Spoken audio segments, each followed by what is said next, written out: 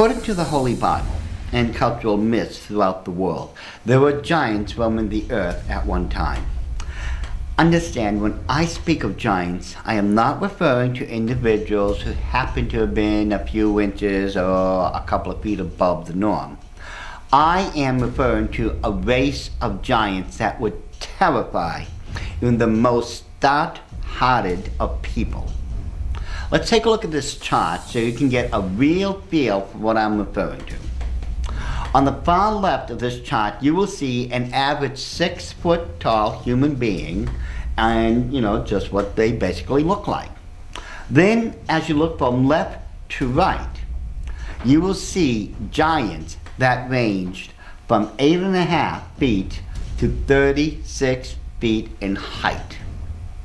Imagine, if you would, for a couple of seconds that, just what this would look like. I mean, the next time you pass by a building, count up 3.5 stories, and then you'll get the idea of what an ancient giant would look like, exactly, roughly, how tall he had grown. Now, imagine something that big wanted to chase you down and kill you. Now, there are a lot of giants in different myths and legends, and you'll find these in different cultures and societies throughout the world. Now, in ancient Greece, there were what was known as the Titans. These were, according to the stories, there were originally 12 Titans, or what some people call giants, that were born to Gaia, the earth goddess, and Uranus, the sky god. Now, in this relief, we see the 2 Titans known as Rhea and Kronos. Next, we see Atlas as he holds up the earth. And then we have this statue of Oceanus, another one of the 12 Titans of Greek mythology. Then there were the Cyclops. Greek myths state that there were 3 known Cyclops. Other claims that the Cyclops were a race of giants. Now, in Norse mythology, they had a host of giants. Ymir was supposed to be the first of the frost giants. Then there was the frost giant known as Satyr.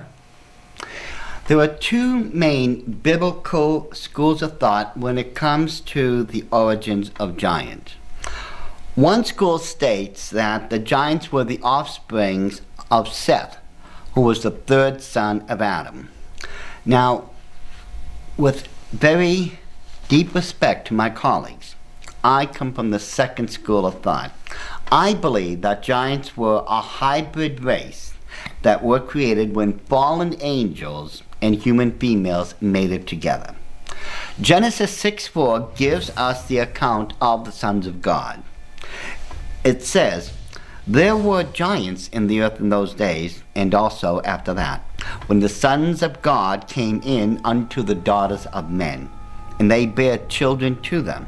The same became mighty men which were of old, men of renown." It's Genesis 6:4 where it says, sons of God.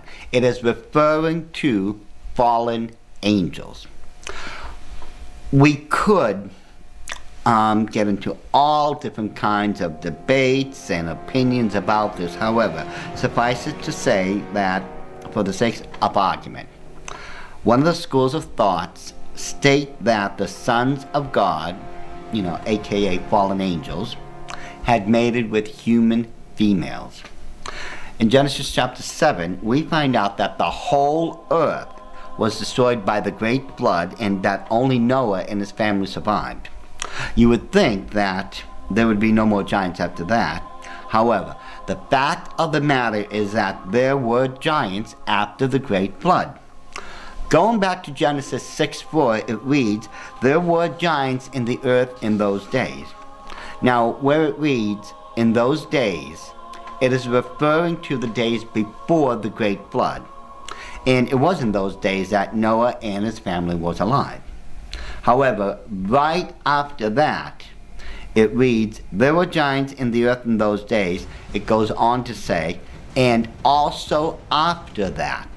In other words, right after the great flood, the giants came back once again. How and why is this possible? Because fallen angels had once again mated with human females. And you'll be able to see this for yourself as we move along. Once the 40-year wilderness trek of the 12 tribes of Israel was over with, God told them they could now enter into the promised land of milk and honey and take it as their own. They would do this by entering into the area known as Canaan, as you can see by a map. But there was a problem. The entire area was inhabited by giants. Some of the known areas where giants inhabited a particular land or region can be found in the Bible. Now, some of the names were Bashan, which was ruled over by King Og, and you'll find that in Deuteronomy 3:1, and he was a giant. Then there's Hebron. And then in the region of Argob, there were 60 cities, 60 cities, folks, that were inhabited by giants. And you can find this in Deuteronomy chapter 3, verses 1 through 6. Then there was Ammon, and you'll find that in Deuteronomy chapter 2, verses 19 through 21. Astaroth Canaim, which you'll find in Genesis 14:5. And then Ham is where the race of giants known as the Zuzims resided, and that can be found in Genesis 14:5. The race of giants known as the Emims lived in the area known as Shaveth Kirthaim. Then the surrounding area of Moab was also inhabited by giants. You'll find that in Deuteronomy chapter 2, verses 10 through 11. And then there was the cities of Gilead, Salcah, Edrei, which were under the authority of King Og of Bashan. Go back to Deuteronomy chapter 3, verse 10 for that.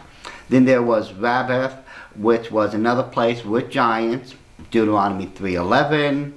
Then there was a coastal area of Astaroth, which had giants inhabiting that area. You'll find that in Joshua 12:4. Mount Hermon, under the reign of Og, had giants in it, Joshua 12:5. In the valley of the son of Hinnom, on the south side of Jerusalem, go to Joshua 15:8. In this area, there were also giants. Now, it's the area known as the south side of Jebusite, where Jerusalem is now located. Jebusite or Jebusai, according to Joshua 15:8 and 18:16, was at one time the name for Jerusalem. And it's critical to know this particular fact, that giants were living in and around Jerusalem. I will explain the reason why later. Now, aside from giants, there was another major problem that the Israelites were going to have to tackle. The land of Canaan, which they were about to move into, was infested with people practicing various forms of the occult and worshiping false gods. Now, in Deuteronomy 18:9 through 12, it reads, when thou art come into the land which the Lord thy God giveth thee, thou shalt not learn to do after the abominations of those nations. There shall not be found among any of you that maketh his son or daughter to pass through the fire, or that uses divination, or an observer of times, or an enchanter, or a witch, or a charmer, or a consulter with familiar spirits, or a wizard, or a necromancer. For all those that do these things are an abomination unto the Lord, and because of these abominations the Lord thy God doth drive them out from before thee. Probably because they posed a more immediate threat, the giants were to be tackled first, and then those who were practicing the occult would be next on God's list of things to deal with. Scriptures tell us by name that there were 4 races of giants. First, there were the Emims. In Genesis 14:5, it tells us of the Emims. Deuteronomy chapter 2 verses 10 through 11 tells us that the Emims were a great people and that there were many of them. They were also identified as being tall people just like the Anakims. And in verse 11, it identifies the Emims as giants. Now, the Anakims are the next race of giants we shall identify. As we just discovered in Deuteronomy chapter 2 verses 10 through 12, the Anakims were also identified as a race of giants. In Joshua chapter 11 verses 21 through 22, the Anakims were destroyed and their lands taken. And that's the land of Hebron, or as some would say Hebron, was given over to Caleb as an inheritance. You find that out in Joshua chapter 14 verses 12 and 15. We find out also that the land of Hebron was once under the authority of Abba, which you will soon learn was another giant. The Zamzumims or Zuzims was also a race of giants. In Deuteronomy chapter 2 verses 20 through 21, we find out that the Ammonites called the giants who resided there as Zamzumims, and that these giants were great, many, and tall. Plus, in Genesis 14 verses 1 and 5, we find out that the Zuzims were attacked in a war led by Chedorlaomer, king of Elam. Now, it also appears that the Horites were another race of giants.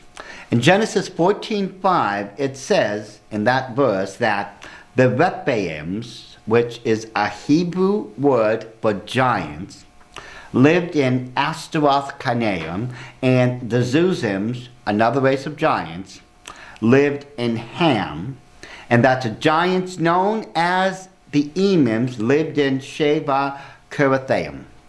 Then, in the next verse, verse 6, it says that the Horites lived in Mount Seir. Now, the Horites were included in the list of giants, which compels me to believe they were another nation of giants. Plus, Deuteronomy chapter 2, verses 11 through 12, also gives us another list of giants, and the Horims or Horites are also counted in that list. And we also find out in Deuteronomy chapter 2 verse 22 that, like the other races of giants, the Horims were also hunted down and destroyed. It is from the Hebrew word Nephil that we derive the word Nephilim from. And it is from the Hebrew word Rapha that we derive the word Rephaim, or what some mistakenly call Rephaims from. The word Nephil and Rapha are Hebrew words for the word giants. Neither word denotes a particular race or nation of giants. They don't. They're just simple words that denote giants. Too often, people will be using the words Nephilim and Rephaim to identify a particular race or nation of giants that never existed in the first place. There never existed a race of giants known as the Rephaims, and there never existed a race of giants known as the Nephilims. Those are just words that have just been misused. The words properly used are Nephil and Rapha, which means giants in the Hebrew words, and nothing more beyond that. Just remember, they're simple words, Nephil and Rapha, for the word giant. It's just like you and me saying, hey, that's giant or that's big.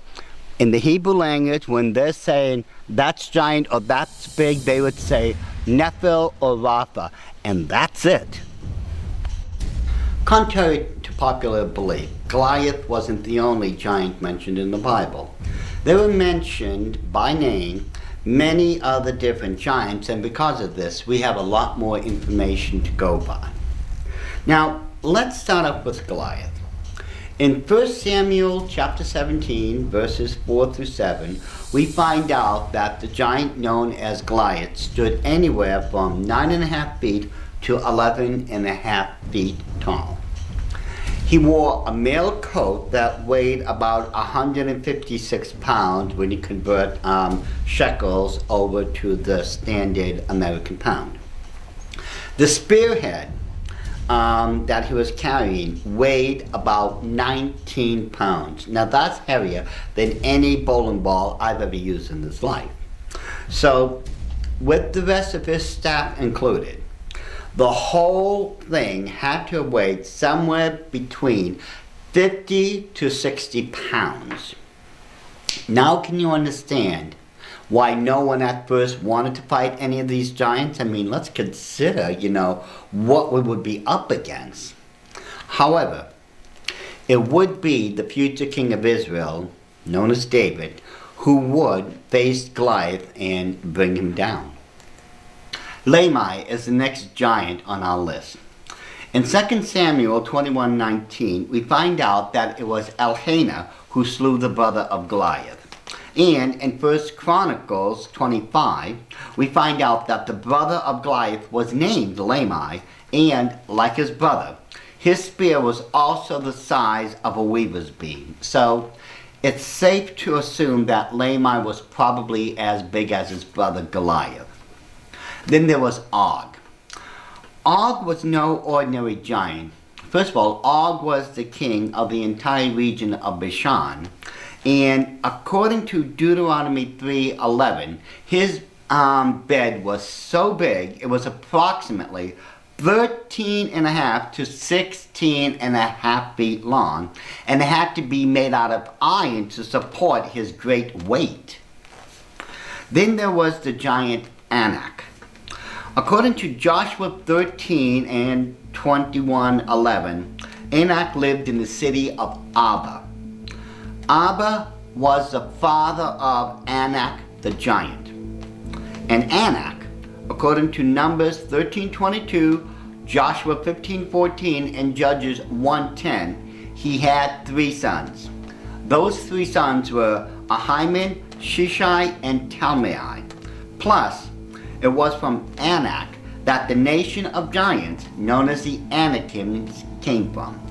The city of Abba was named after Anak's father.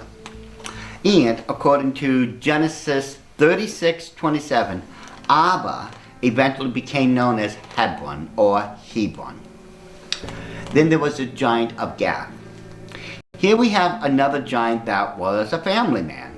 In 2 Samuel 21 verses 20 through 22, an unknown giant is named. He had 6 fingers on each hand, 6 toes on his feet, and the same giant was eventually slain by Jonathan, the son of Shimei, and that he also had 4 sons who were also giants. 1 Chronicles chapter 20 verses 6 through 8 also identifies this person as a giant, and that he had 4 sons, and they were slain by King David and his servants. Then there's Saf, or who is also known as Seppai. He was another giant according to 2 Samuel chapter 21 verse 18, and he was slain by Sabbakai the Hushathite. The same account can be found in 1 Chronicles 20 verse 4, except that Seth was also known as Sheppai. And then there's Ishbi-Benob. According to 2 Samuel chapter 21 verses 16 through 17, he was another giant, and his spear had weighed 300 shekels. And it appears that he had personally marked King David for death. However, Abishai, the son of Zeruiah, killed Ishbi-Benob instead. Deuteronomy 3 verses 1 through 6 tell us that Og and his people were going to be utterly destroyed. In verse 6 we find out that men, the women, and children of every city under Og's reign were utterly destroyed. And then we have the Egyptian giant. In 1 Chronicles chapter 11 verse 22 we find out that there was an Egyptian giant who was around the same height as Goliath. And like Goliath, he had a massive spear the size of a weaver's beam. and he was slain by Benaiah, the son of Jehoiada. And then we have the Amorite giant. In Amos chapter 2 verse 9, we find another giant, and this one was as tall as a cedar tree. And his strength was compared to that of a cedar tree. Let's face it, that was quite a list, and one that proves that Goliath wasn't the only giant mentioned in the Bible. God told Moses to send out a representative of each of the 12 tribes of Israel to spy out the land of Canaan. Now, it was Caleb and Joshua who came back with a very positive report saying that the land was good and bountiful. The other spies that came back, the other 10, they had a very dark report. These spies said that the land indeed flowed with milk and honey, but they also described that the giants, which they eventually saw, lived in walled cities and that these cities were very great. Deuteronomy 1:28, we find out that the walls of the cities of the giants were so tall that, according to the spies, they appeared to reach up into heaven itself. Some of them measured 70 feet tall at these castles. And quite a number of castles had walls that were 21 feet thick. Now think about this for a second. It would be almost impossible to try to break through a wall that was 21 feet thick. Now, when a castle was under siege, and if the walls were that thick, the enemy would usually try to dig a trench under the castle wall, and then they would load tons and tons and tons of wood underneath the wall and then light it. And that they hoped that the fire would get so hot it would crack the mortar around the castle wall itself, which would force the wall to collapse down. Now, here's a very important question for you. How big were the cities that the giants lived in? By comparison, giants were about 1.5 times to 6.5 times taller than an average human being. Plus, we know that a castle's wall that surrounds it averages around 50 feet in height, and the towers are around 70 feet in height. And by comparison, the spies who went into the land of Canaan stated in Deuteronomy 1:28 that the walls of the cities of the giants reached into heaven. How big were the actual cities now of the giants? Knowing that a castle's wall was around 50 feet tall, and knowing that a giant was around 1.5 times to 6.5 times taller than a normal human being, the end result is that a giant's city wall, depending on how tall the giants were that inhabited that city, it could range anywhere from 75 feet to 320 feet in height. Plus, the thickness, the actual thickness of the city wall could range from 30 feet to over 130 feet thick. And this would have to be, those walls would actually have to be that thick, given the fact that the size of some of those giants were absolutely immense. Now that's not counting how much they weighed. Some of those giants were estimated to weigh more than 3 tons or more than 6,000 pounds, and some even weighed well beyond that.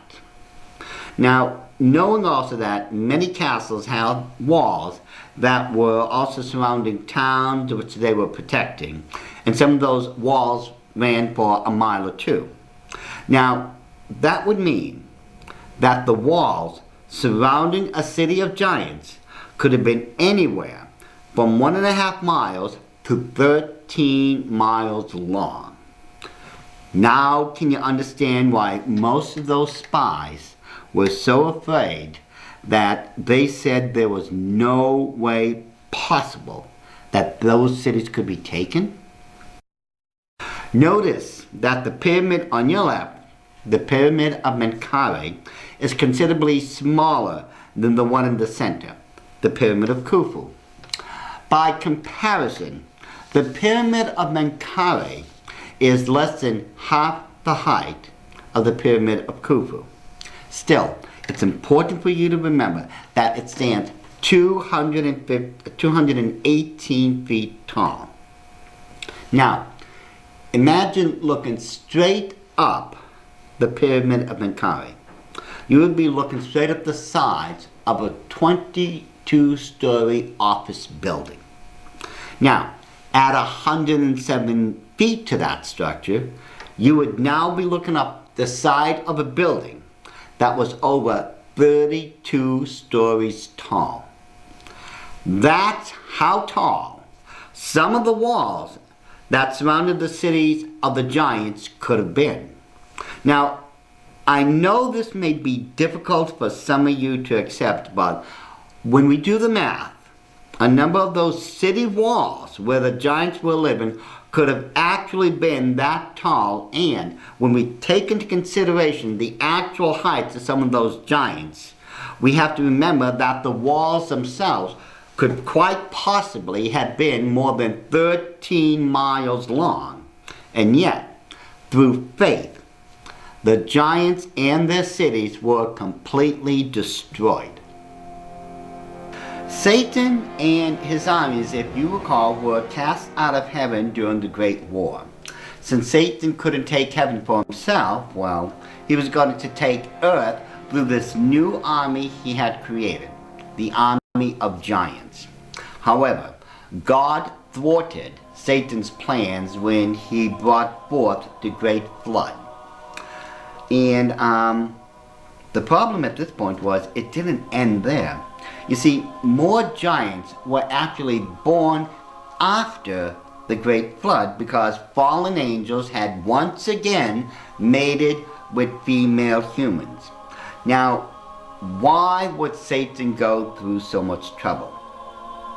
Think about this.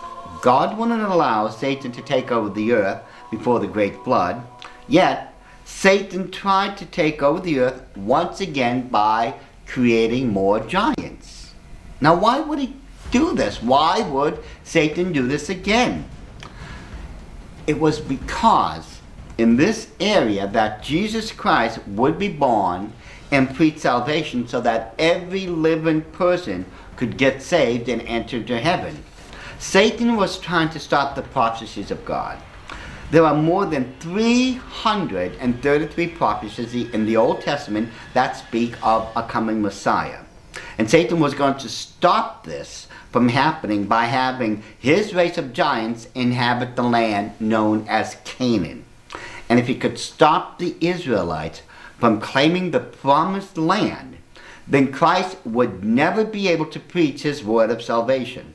Therefore, the message of salvation that we have nowadays and for the past 2,000 years would never have come about were the giants able to keep the land of Canaan. You see, in the occult world, it's always been believed that if Satan could stop just one prophecy, from coming to pass, then God couldn't be God. Plus, if he could keep the land of Canaan for himself, then Jesus Christ could not have been born there because the Jewish people would never have been able to live in it. The evidence for giants is really overwhelming. However, we'll never see any of the truth of what's going on, archaeologically speaking, with the remains of giants in any of the media forums or newspapers, because if you've been following along in this DVD series, you'll learn that the Illuminati had already taken over most of those media forms back in the 30s. You're going to see the remains of a skeleton that seems to be bunched together. It's actually the remains of a giant that was approximately 9.5 feet tall. Now that's close to the actual size of Goliath. Remember, Goliath, it's believed, according to the measurements, was 9.5 to 11.5 feet tall. Here we have a photo of a partially uncovered skeleton. This particular skeleton is somewhere between 15 to 20 feet in height, and it was discovered in Arabia a number of years ago. This next photo reveals another giant skeleton that had also been partially excavated. Again, this giant, like the last one, ranged somewhere between 15 to 20 feet in height. This particular skeleton, like the other skeletal remains, it's caused a lot of controversy. You see, there's a group of people out there who, through using CGIs, or what's known as computer graphic imaging, they create these fake photos of giants, or they try to alter photos of genuine giants. Now, by creating such photos, I'm convinced that a number of people are trying to keep the truth behind biblical giants from ever being revealed. You see, the reason for creating such fakes is obvious. If they keep the physical evidence of those events that happened in the Bible from ever being revealed, then they'll be able to keep on saying that the Bible is only a collection of myths and stories and that it's not supposed to be taken as literal truth. Therefore, mankind is kept from believing in God and getting saved. Remember, ladies and gentlemen, we are in a spiritual battle, a battle for the souls of mankind. And the enemy is going to do everything he can to prevent us from getting people saved. This next giant was discovered back in 1895. It stood 12 feet 2 inches tall, and it weighed 4,112 pounds, or 2 tons plus 112 pounds. Plus, on its right hand, it had 6 fingers. Now, to give you a good perspective of its true size, notice that the mummy is resting on the back side of a railroad boxcar. Now, this next photo, we're going to see a man holding the femur bone of a leg, or the upper thigh. That femur bone was 47.24 inches long, or just about 4 feet in length. Now that's absolutely amazing. The femur bone was found in Turkey back in the 1950s in the Euphrates River. Now take a look at this next photo carefully. A cast model of the femur bone and a scale model of a body had been drawn. And in this next photo, you can see this young foreign exchange student standing right next to a replica of that femur bone. This particular giant was around the same size of that of King Og of Bashan. Now this next photo is absolutely amazing. Here we have what could be a husband and wife who were giants buried side by side, or they could have just been 2 giants who had died in battle. But what's of major interest is the incredible size. If we compare the size of the head of those 2 men digging around those skeletons and compare them to the heads of the skeletons, the heads of the skeletons are about 6 times bigger. This would mean that the skeletal remains of those giants would be somewhere between 30 to 36 feet in height. Now think about this for a second, ladies and gentlemen. I mean, imagine something as tall as a 3.5-story office building chasing after you. And if that doesn't give you pause to consider, these next photos will. In this next photo, we see 3 axes, though it is my understanding that the original shaft of each axe had been replaced because the original shafts were in a very bad state of decay. That lady is around 5.5 feet tall, which would make the center axe somewhere between 11 to 12 feet in height. Now, think of that giant that was around 3.5 office stories tall, or 36 feet in height, chasing you down with a weapon like that. Now in this photo we have 4 heads of one-handed axes. These axes were found in Lake Magadi in the Kalahari Desert in Africa. It would quite literally have to take a giant to be able to wield something so massive and heavy. Archaeological evidence proved that giants were a biblical fact, a reality that made even the most stout-hearted soldier tremble with fear. Nowadays, we no longer have 30 to 36 foot tall giants, but we do have people who do meet the height requirements of some of the giants who were within the 8 to 9.5 foot tall range. At age 15, Robert was already 7 feet 10.5 inches tall, and he weighed 365 pounds. And you can tell by his photo that he wasn't fat, but he was exceedingly tall. Here was a photo of Robert standing next to his dad. Mind you, his father was 6 feet tall. And in this next photo, Robert is 8 feet and 11.1 inches tall and weighs around 439 pounds. Unfortunately, Robert died in 1940 when he was only 22 years old. He died because he got an infection around his ankle and it got out of control. Now, the doctors stated that Robert showed no signs of his height slowing down. Had Robert not died, who knows how tall he could have been. The point you need to remember is that Robert carried the recessive gene of the giants. Now, medically speaking, it is the pituitary gland that determines how tall a person is going to be. However, on a genetic level, it could also be that a person can carry the recessive genes of a giant within them. Now, there are plenty of other examples of modern-day giants. In this next photo, we have Ella Ewing of Gorham, Missouri, who lived from 1872 to 1912. She stood 8 feet 4 inches tall. The identified man on the right stood somewhere around 8.5 feet tall. This next photo shows us Machinov, who was billed as the Russian giant. He was 7 feet 11 inches tall when this photo was taken of him at the Hippodrome in London. When he was only 18 years old, Johann Asson stood 8 feet 9.25 inches tall and weighed 503 pounds. Upon his death, he stood 9 feet 2 inches tall. His mother was almost 7 feet 2 inches tall herself.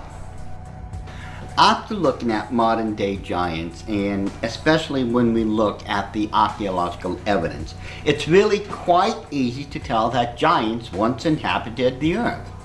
Satan had, through genetic manipulation, created the race of giants to, first of all, take over the land of Canaan to prevent the future prophecies of God from ever being able to come true. Next, if the giants weren't destroyed, then Jesus Christ would not have been able to have been in the land of Canaan and given us all access to heaven through his gift of eternal salvation. Plus, Satan had created the giants to create an army for himself. Since he couldn't take heaven, he decided he would take the earth. But still, he was prevented from taking over the earth by creating an army of giants. Nevertheless, Satan was able to take over the world for a season, as found in Matthew 4:8 and Luke 4:5, by getting people to follow him instead of God. Yet, the true brilliancy of Satan was shown when he used genetic manipulation to create the giants. After all, who in those days had ever heard of genetic manipulation? Obviously no one. But since Satan was the wisest of all of God's creation, he did understand such things and used that knowledge to his advantage.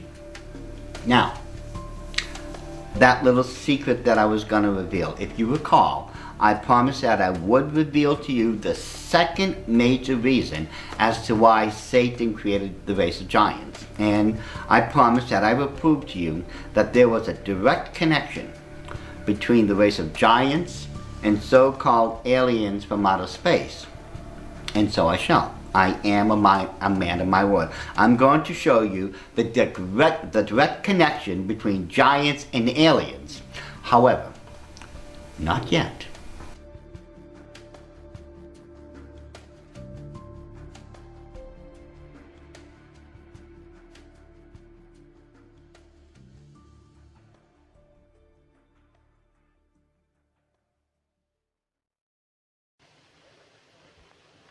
Ladies and gentlemen, due to circumstances beyond our control, we are unable to continue the broadcast from Grover's Mill. Evidently, there's some difficulty with our field transmission. However, we will return to that point at the earliest opportunity. In the meantime, we have a late bulletin from San Diego, California. Professor Indelkoffer, speaking at a dinner of the California Astronomical Society, expressed the opinion that the explosions on Mars are undoubtedly nothing more than severe volcanic disturbances on the surface of the planet. We continue now with our piano interlude. As you will soon discover, this was not a good thing. In fact, what was supposed to have been a simple radio program almost ended up in complete disaster. Allow me to explain, just for about 5 minutes, those events which transpired on Halloween Eve back in 1938, and then we'll move further on. The Mercury Theater was, in essence, a theater company that would put on live shows. The Mercury Theater was founded in New York City in 1937 by Orson Welles and John Houseman. This theatrical company became so popular that they were given their own live radio show that became known as the Mercury Theater on the Air. They would put on various live productions on the air, but it was in 1938 that the Mercury Theater Company would put on a show that the world would never forget. On October 30th, 1938, the program started off with a weather report and then an ordinary dance band featuring Raymond Bachello and his orchestra could be heard playing music in the background.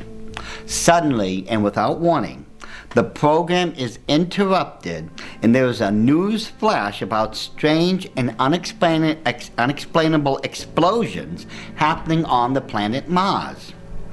Orson Welles, who was playing the part of a famous astronomer from Princeton known as Professor Richard Pearson, briefly discusses the explosions and then just dismisses them as if nothing's really that important about them. Then, as the show progresses, more news interruptions happen, and what began as something uneventful suddenly turns into something very, very frightful. At this point, the news, which was very passive at first, suddenly became very concerned as cylindrical meteorites, which originate from the planet Mars, begin to head towards Earth. Astronomers who had been keeping an eye on these so-called meteors had determined that a number of them had landed in Groves Mill, New Jersey, and other places throughout the world. A reporter named Carl Phillips in Groves Mill, New Jersey, had arrived on the scene where the meteorites had landed. Now, a crowd of curiosity seekers had arrived at the scene as Carl Phillips begins his report. At first, nothing appears to happen as Carl Phillips begins to describe the glowing-like object when suddenly things begin to take a turn for the worse. As Carl Phillips and everyone else looks on, a section of the so-called meteorite begins to unscrew itself. It quickly becomes apparent that this is no meteor, but is in fact a spaceship of some kind. Slowly, a body with 3 tentacle-like legs begin to emerge and tower over the onlookers. All of a sudden, this Martian begins to incinerate the crowd with a heat ray that it emits which sends everyone into a panic as they desperately try to, run away and find some sort of safety. Now, Carl Phillips, who is describing the scene, can be heard screaming out loudly about how people are being shot down and burnt alive by the Martian heat ray. All of a sudden, as he begins to describe something else, the live interview at Grover's Mill goes dead. For a number of seconds, nothing can be heard on the radio until Professor Richard Pearson gets back on air. He is obviously quite shaken by the events of the Martian invasion and tries his best to describe the weapon or the heat ray that had been used, to kill everyone with. Radio communication is once again established, and it has become known that the New Jersey State Militia has declared martial law and begin their attack against the Martians. Very quickly, it becomes clear that the New Jersey State Militia is no match for the alien invaders, as they are very quickly wiped out by the heat ray. A number of emergency response bulletins are heard over the airwaves as millions of people flee the surrounding areas. Now, what makes it extremely difficult for people to leave those areas is that 3 Martian cylinders are roaming throughout the countryside, destroying power plants, railroads, bridges, and really just about anything that stands in their way. While these events are transpiring, an unnamed Secretary of the Interior comes on the radio sounding very much like Franklin Delano Roosevelt and begins advising the nation.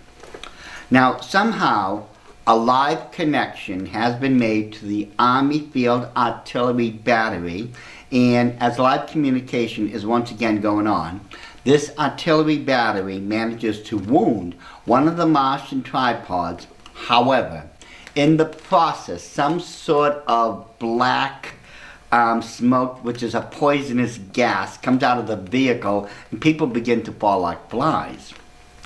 It's during this part of the radio broadcast, another newspaper reporter who's supposed to be broadcasting from the top of the CBS building in New York City is describing that Martians have begun invading the city and can be seen. They are wading across the Hudson River. Poison smoke is drifting over the building, and that people are fleeing for their lives by jumping and diving into the East River like rats. Eventually, this unknown radio broadcaster succumbs to the poison smoke and is no longer heard of again. Now, after that, a desperate-sounding ham radio operator is heard calling 2X2L, calling CQ. Is there anyone on the air? We are bringing you an eyewitness account of what's happening on the Wilmuth Farm, Grover's Mill, New Jersey.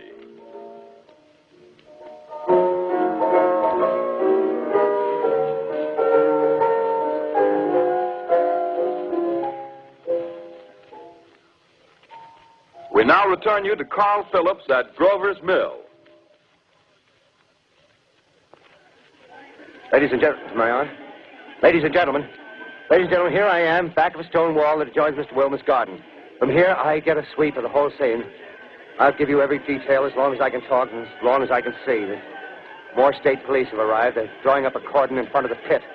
About 30 of them. No need to push the crowd back now. They're willing to keep their distance. The captain's conferring with someone. Can't quite see who. Ah, yes, I believe it's Professor Pearson. Yes, it is. Now they've parted, and the professor moves around one side, studying the object, while the captain and 2 policemen advance with something in their hands. I can see it now. It's a white handkerchief tied to a pole. Flag of truce.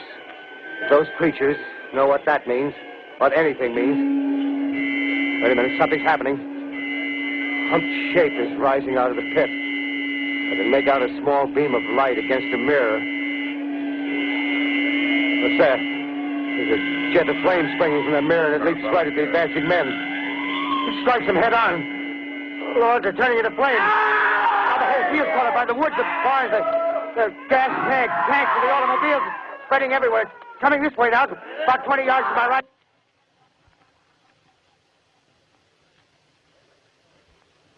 Ladies and gentlemen, due to circumstances beyond our control, we are unable to continue the broadcast from Grover's Mill. Evidently, there's some difficulty with our field transmission. However, we will return to that point at the earliest opportunity. In the meantime, we have a late bulletin from San Diego, California. Professor Indelkoffer, speaking at a dinner of the California Astronomical Society, expressed the opinion that the explosions on Mars are undoubtedly nothing more than severe volcanic disturbances on the surface of the planet. We continue now with our piano interlude. And what made the timing of the broadcast even more convincing and frightening was the fact that we had already gone through World War I and had survived the 1929 stock exchange collapse. Plus, during that time, Europe was already at war, and there were rumors going around that said America would get involved in this World War II. So there really was a lot of good reasons for people to be on edge or even frightened in those days. When Adolf Hitler had heard of the broadcast and the impact it had, he said that it was evidence of the decadence and corrupt condition of democracy. As if I care what he says. But now, is there a connection between the radio broadcast of the War of the Worlds, the Illuminati, and possible alien from another world? In 1937, the Rockefeller Foundation began to fund a new research project to determine the effects of new forms of mass media upon society, especially the effects of radio. And everyone knows the connection between the Rockefeller family and the Illuminati by now. CBS and the Rockefeller Foundation were both contracting the leading crowd psychology researchers of that time. CBS had Edward Bernays as its head researcher. The Rockefeller Foundation had Ivy Lee as its head researcher. Both CBS and the Rockefeller Foundation were the major players in a psychological program known as the Radio Project. One of the key players of the Radio Project was Frank Stanton. At the time, Frank Stanton was also a key member of the research department at CBS during the War of the World broadcasts. And it would be Frank Stanton who would eventually become the president of CBS. It is believed, and rightfully so, that the show was purposely done to gauge the effects of an alien invasion and how the public would react. Well, considering that almost 50% of 6 million listeners were convinced or scared witless, I believe that the results were obvious. Now, I may be wrong in this next part, but if memory serves me correctly, I believe a number of people, once they found out that this so-called invasion was from Mars, that a number of these people had actually committed suicide. Now, some of you, if you're really interested, you want to take a closer look into this, check to see if people had committed suicide. But from my memory of those events, if I am correct, I believe quite a number of people did commit suicide once they were convinced we were being invaded by aliens. Now, why would the Illuminati choose flying saucers to scare people with? After all, in 1938, there really was no such thing unless you read about it in some sort of science fiction book or magazine. There were no such things as UFOs or flying saucers being reported, not in that day and age. So, what were they hiding? What was it that the Illuminati were up to, and how did the War of the Worlds fit into their plans? Now, before I explain this, there is something else you need to know. In February of 1949, a retelling of the War of the Worlds had been done. Radio Quito in Quito, Ecuador had produced a Spanish-language version of Orson Welles' 1938 script. The results were not surprising. Quite literally, the broadcast had set off a major panic. Both the police and the fire brigades had rushed out of town to meet the aliens head-on. Priests had thrown open the doors of their churches for people to come in and pray for God's intervention, but obviously there were no aliens for them to contend with. It had been discovered that the radio broadcast was nothing more than a hoax, but now the panic had turned into a riot. Hundreds of people had attacked Radio Quito in El Comercio, which was a local newspaper. There was at least 20 reported deaths in the riot and dozens of injuries. One of the deaths included a girlfriend of one of the producers of the show, and the other one involved his nephew. It was Leonardo Paez and Eduardo Alcaraz who had produced the radio show. While the panic was going on, Paez and Alcaraz were in the studio. Hundreds of people with gas-soaked newspapers were literally burning the building down. Many employees on the inside had to jump out of the windows just to save themselves. Plus, the building of El Comercio was damaged by fire. Paez and Alcaraz were forced to run for their lives while they escaped through the back door. It was Eduardo Alcaraz who was caught almost immediately, and he told the police that it was Leonardo Paez who pulled all the strings and wanted the broadcast to be nothing but a big hoax on the people. Leonardo Paez, according to different accounts, had vanished and was never seen in Quito again. However, supposedly he had moved to Venezuela for the rest of his life.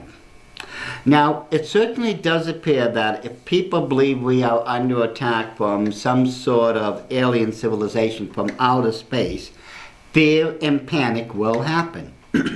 In both cases, people became panicked once they believed we were being attacked by aliens, and many people had died as a result.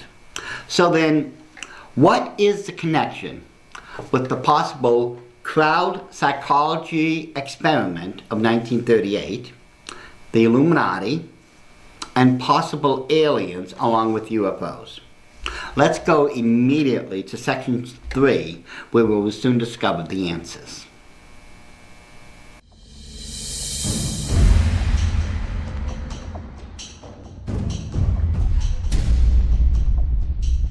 What's the connection between the invasion of aliens, UFOs, and the Nazi regime?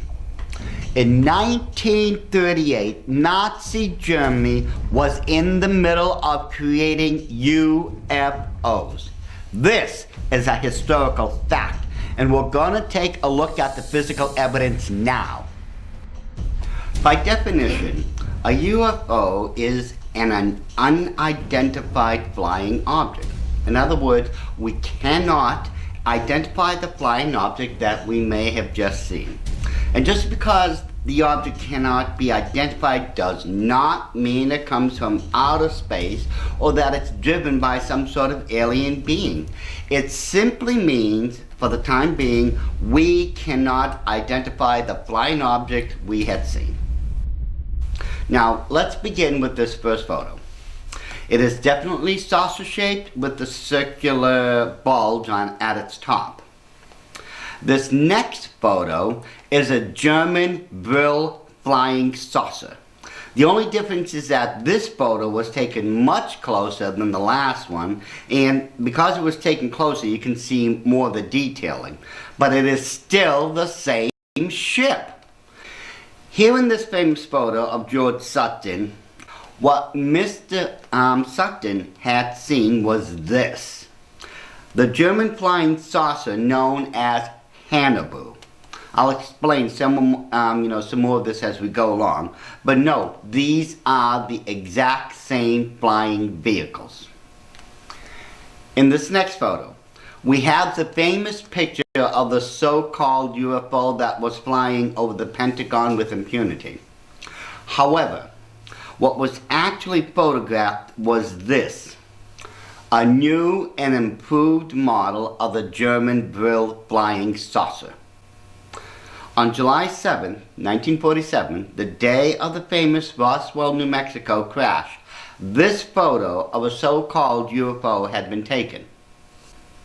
Notice that both photos show a flying saucer that has a crescent shape at its rear, and that both so-called UFOs are semicircular in its design. This, again, is a perfect match. In the same year, 1947, Kenneth Arnold, who is considered to be the father of the modern-day UFO movement, in his book, The Coming of the Saucers, showed a drawing of what he had seen the day over Washington. When we line up what Kenneth Arnold had drawn, along with the flying saucer that was created by the Nazis, they match up again. You may be wondering, how can the photos of flying saucers from outer space, which we had first looked at back on DVD 9, Section 3, be matching up with these Nazi ships? After all, UFOs are supposed to be from an advanced civilization way up in outer space, aren't they? The answer, I think by now, is pretty obvious. There are no such things as flying saucers from outer space being driven by aliens from another world and from some sort of advanced civilization. And if these photos are supposed to be evidence of an advanced civilization, answer me this. Why do they have the same landing gear that our airplanes have, and why do they have 60mm cannons under them and around some of them? Surely if these are advanced flying saucers, they wouldn't have the exact same landing gear we have. They would be using something else. I mean, even something possible like electromagnetic fields that allows them to move vertically instead of having to take off horizontally. Now, it was on July 7th, 1947, in Roswell, New Mexico, a flying saucer believed to have been from outer space had crash landed. On July 8th, 1947, the local newspaper, the Roswell Daily Record, had reported the incident, which began to get nationwide attention. On the following day, General Ramsey, who was put in charge, stated that no flying saucer was recovered and that it was, in fact, a weather balloon that had crash landed. And those who had been involved in retrieving the so-called UFO, later they recanted their stories. Now, the big question is, was the government covering something up? You know, the United States government, were we hiding something?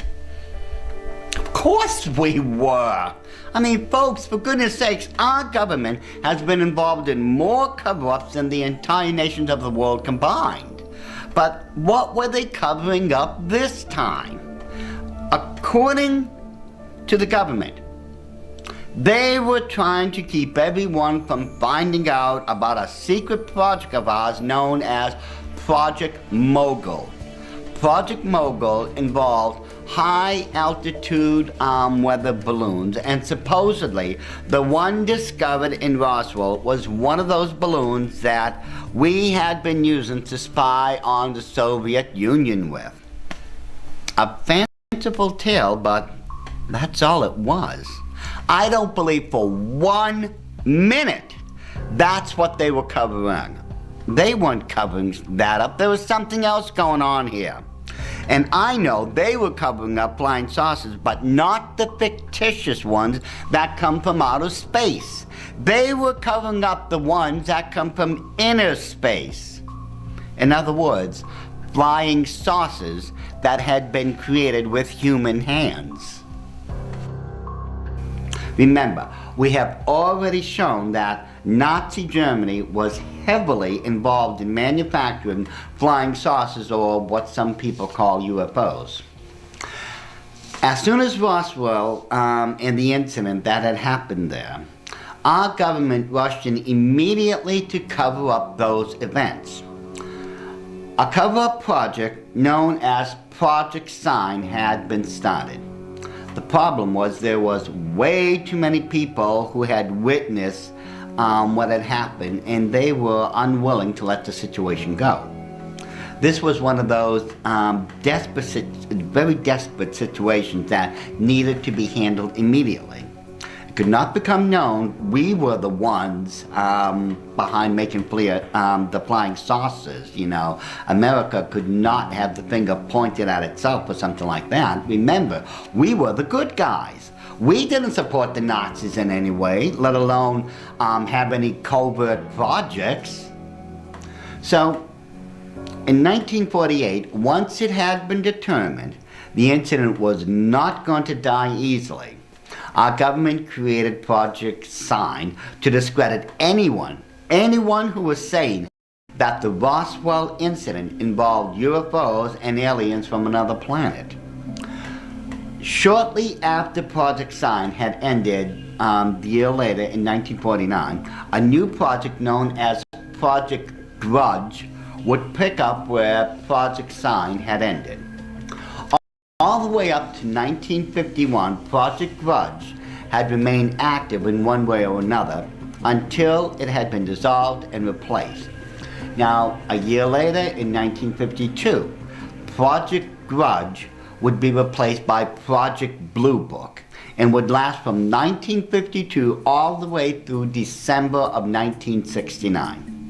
In theory, Project Blue Book had two goals: to determine if UFOs were a threat to national security and to scientifically analyze UFO-related data. Now, when Project Blue Book was dissolved in December of 1969, the Air Force provided a summary of the intelligence that had been gathered. No UFOs reported, investigated, or evaluated by the Air Force was ever an indication of threat to our national security. There was no evidence submitted to or discovered by the U.S. Air Force that sightings categorized as unidentified represented technological developments or principles beyond the range of modern scientific knowledge, and there was no evidence indicating that sightings categorized as unidentified were extraterrestrial vehicles. By the time Project Blue Book was closed, 12,618 UFO reports had been investigated. They were, for the most part, categorized as misidentifications of natural phenomenon or conventional aircraft, though there were a number which has never been explained to this very day. Now, the Allies defeated and freed Germany from the villainous clutches of Adolf Hitler and those who followed him. And it had become known that dozens of German scientists had been brought here to America to work on the Manhattan Project under the leadership of J. Robert Oppenheimer, who was an American theoretical physicist. What no one knew at the time was that there were thousands, not hundreds, but thousands of German scientists who were brought here to the United States to work on a different project. This new and highly secretive project was known as Operation Paperclip. Interesting enough, many of the German scientists involved in Operation Paperclip were ardent Nazis and were guilty of more crimes against humanity than I could write about. In order to allow all these people to work in the United States, a lot of paper shuffling and lying had to be done. In the case of Werner von Braun, the original document on him stated that subject is regarded as a potential security threat by the military governor. Of course the guy was a threat. The guy was a hardcore Nazi. And from 1937 to 1945, he was the technical director of the Piano Mundi Rocket Research Center, where the V-2 rocket, which was devastating England at the time, had been developed. Yet, he was allowed to work on American soil in a secret government factory, on one of our military bases, and on a super secret United States project. So that Bernard von Braun could work on this project, his files were altered so that they now read, "No derogatory information is available on the subject. It is the opinion of the military governor that he may not constitute a security threat to the United States." Notice how the military governor had miraculously changed his tune. Von Braun was at first a threat, but now suddenly he is no longer a threat. Just amazes me the length some of our own people in our government was willing to go to. I mean, it just amazes me. But no, in the case of Arthur Rudolph, who was the operations director of the Mittelwerk factory at the Dora Nordhausen concentration camps, where 20,000 workers died from beatings, hangings, or starvation, the military file on him stated, 100% Nazi, dangerous type, security threat, suggests internment. Yet, his records were altered to where they read, nothing in his records indicating that he was a war criminal or an ardent Nazi or otherwise objectionable. Considering the type of war criminals and scum we allowed to work on Project Paperclip, can you begin to understand how desperate our own government had to have been? They were desperate to hide the fact that the Nazis had built flying saucers that were being seen and photographed, and that now we were going to duplicate and improve on what they had done. Further proof that the American government were well aware of Nazi flying saucers can be found in this very rare newspaper article. This military newspaper article was allowed in before we had all the censorship going on. But the important thing to note is that we were well aware that the Nazis had and were developing flying vehicles that could fly upwards to 10,000 miles per hour. In partnership with the Nazi Party and the Thule Society, the latter of which was a major occult society in Nazi Germany, the Brill Society, another occult society in Nazi Germany, developed a series of flying saucer prototypes, and it was these prototypes that had the American government greatly concerned. Interesting enough, the word Brill means to be God-like, or to be like God. And it has already been demonstrated that these same Brill ships were the ones people had mistaken as UFOs or aliens from another planet. In this next photo, we can see the designs for a Nazi flying saucer called the Hannibal 1. And in these next photos, we have the Nazi Hannibal 1 flying saucers that had been built. In this next photo, we can see the designs for the new and improved Hannibal model known as the Hannibal 2. Now, here we have a very rare color photo of a Hannibal 2. Now, if you take a good look at the two men standing at the top of this Hannibal 2, it will give you a good idea just how big this ship was. The next Nazi flying saucer on the list was known as the Hannibal 3. The following photo is an illustration of what the Hannibal 3 looked like. In this photo, we have the Hannibal 4. Like previous models, it too had been upgraded, but it was never to be realized because its construction was to begin in 1946, and the war had already ended before then. The Vril flying saucer was another design that seems to have been favored by Nazi Germany. In this first photo, towards the bottom right, you can see Adolf Hitler touring this Vril factory. And towards the left is part of the Vril flying saucer under construction. Remember, ladies and gentlemen, as you view these photos, that these flying saucers were created under orders from Adolf Hitler, who was a puppet of the Illuminati. And when the Illuminati told Adolf Hitler or anyone else what to do, they did it. And these ships were being built in cooperation with the Thule and the Vril societies of Nazi Germany that were also occult groups. Now, another one of the Nazi created flying saucers was known as the Flugzeug.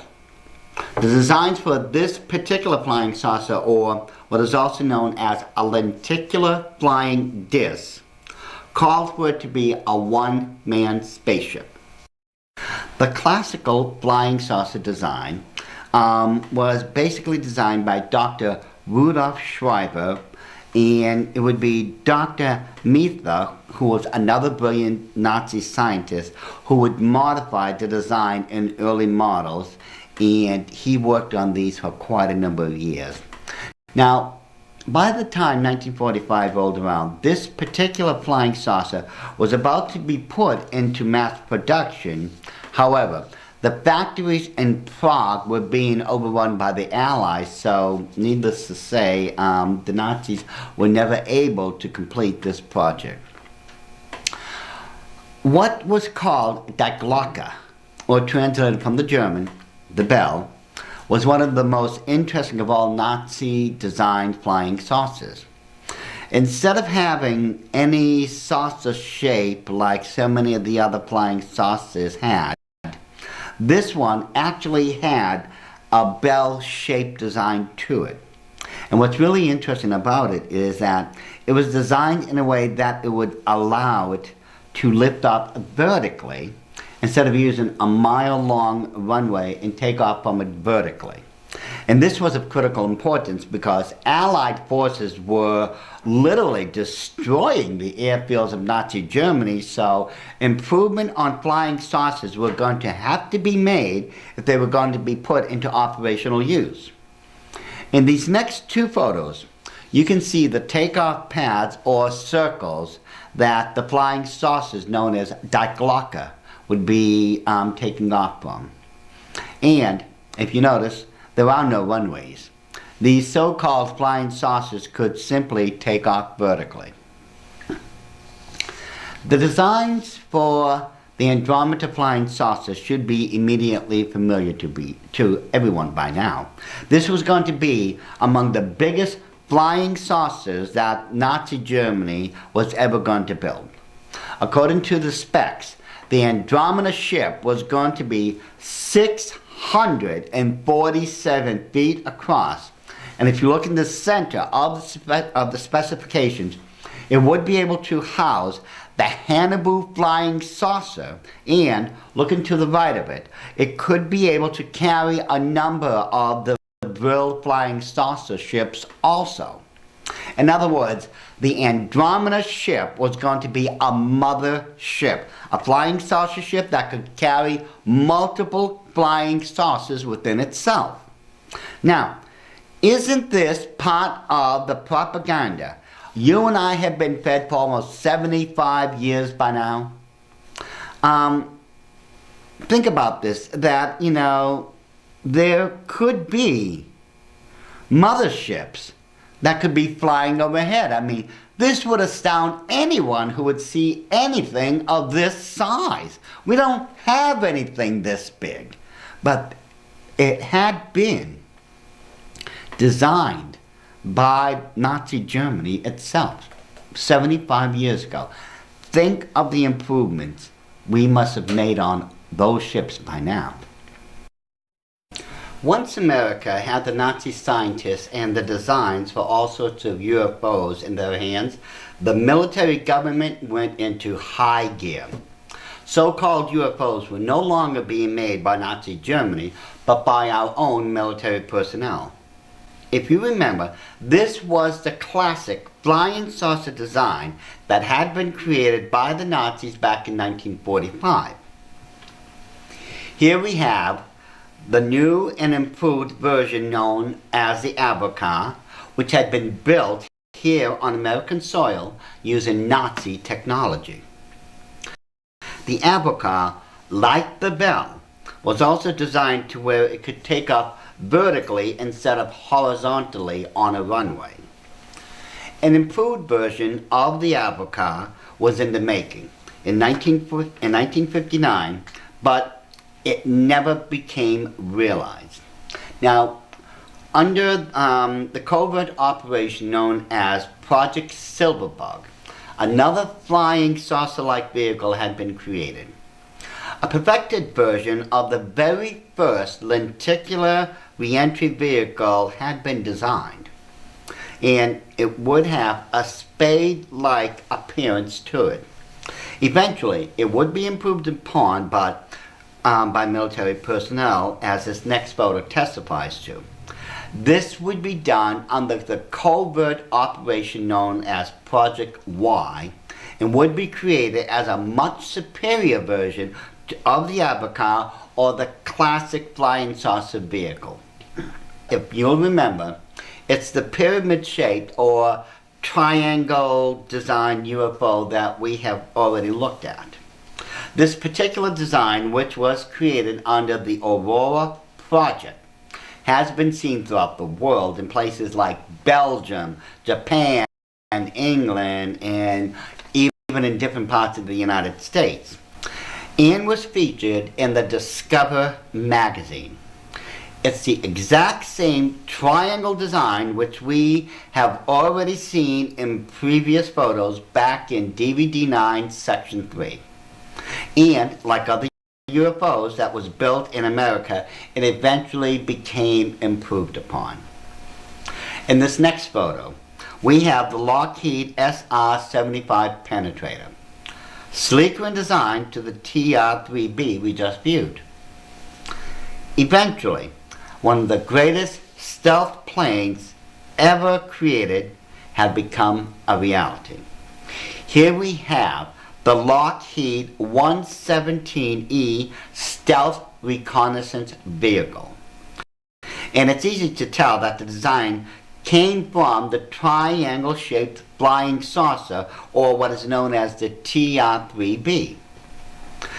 Once again, if you ladies and gentlemen will recall, we had all looked at quite a number of the classic flying saucer design that was created by the Nazis. At first, they were known as Avro cars. However, as always, the United States military improved upon them. In this next photo, we have the perfect example of what looks like a classic flying saucer. It is now designated as another lenticular reentry vehicle, or LRV for short. It is 40 feet long, and unless you're looking at it from above, most people would swear that they had just seen a genuine UFO from outer space. Kenneth Arnold, who has been called the father of the modern day UFO movement, in this next photo is showing a drawing he claims of a UFO that he personally saw back in 1947. Let me show you what I am convinced he had mistaken for a so-called UFO, as so many people in the past have. In this photo, you will see what is known as the German Hortenho 9. It was originally built back in Nazi Germany in the 1940s. And as this next photo will demonstrate, if you don't look at this plane from above, you can easily mistake it as some sort of UFO from outer space. Remember, when Arnold had originally seen the 9 UFOs, he saw them from a distance of approximately 23 miles away when he was flying over Mount Rainier. So he couldn't have easily have seen them. Truth of the matter is, he could have very, very easily have been mistaken over what he had seen. Further evidence of this can be seen in these next photos. The first photo will show you 9 Hortenho 9s sitting on Nazi runway, and the next photo shows another formation of the same plane sitting on another Nazi runway. Like all previous UFO designs, the Nazis had improved on the Hortenho 9 design. Here we have the Hortenho 229 design. It was this particular model of the Hortenho that I believe Kenneth Arnold had seen before this was built, which was only 2 years before his original UFO incident. All previous versions of the Hortenho design was put to shame when America came up with the F-117. The F-117 was sleeker in design, and as a stealth plane, it had no equal when it had originally been created. And there you have it, ladies and gentlemen.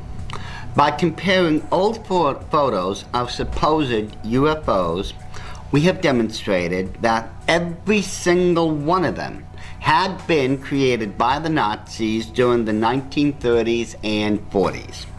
We have also demonstrated that after Allied forces had defeated Nazi Germany, that America had taken thousands of German scientists, many of whom were hardcore Nazis, and brought them here to work on military bases and covert projects.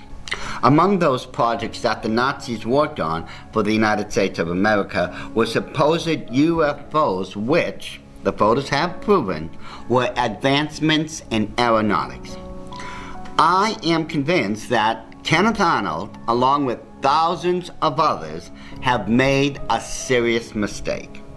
They all believed that they had seen UFOs from another planet flying around the world. However, photographic evidence, flying saucer designs, and historical facts have proven otherwise. Now the big question is, why? Why has the American military and branches of the intelligence community gone through such length? What was the military hiding back in 1947 during the Roswell incidents? Well, the answer to this is obvious. They were hiding the fact that UFOs were not vehicles from outer space or a far-off distant planet. No, UFOs were made in inner space and not outer space. And since this is the case, what is the United States military hiding from us now? Why have they been making so many improvements and newer designs of flying saucers, or as some people would say, UFOs? Do they have an agenda? A dark and dangerous secret agenda that allies with the Illuminati in their plans for a new world order? The answer is a resounding yes.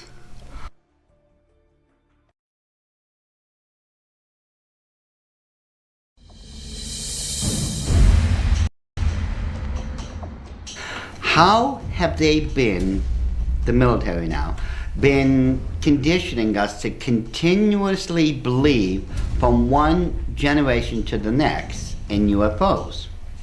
mainly through movies and television shows.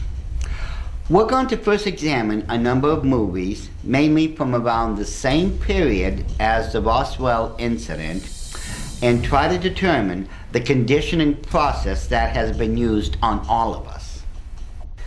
In the opening scenes of this movie, everyone is seen around Washington, D.C., looking at various monuments, playing baseballs, and having picnics.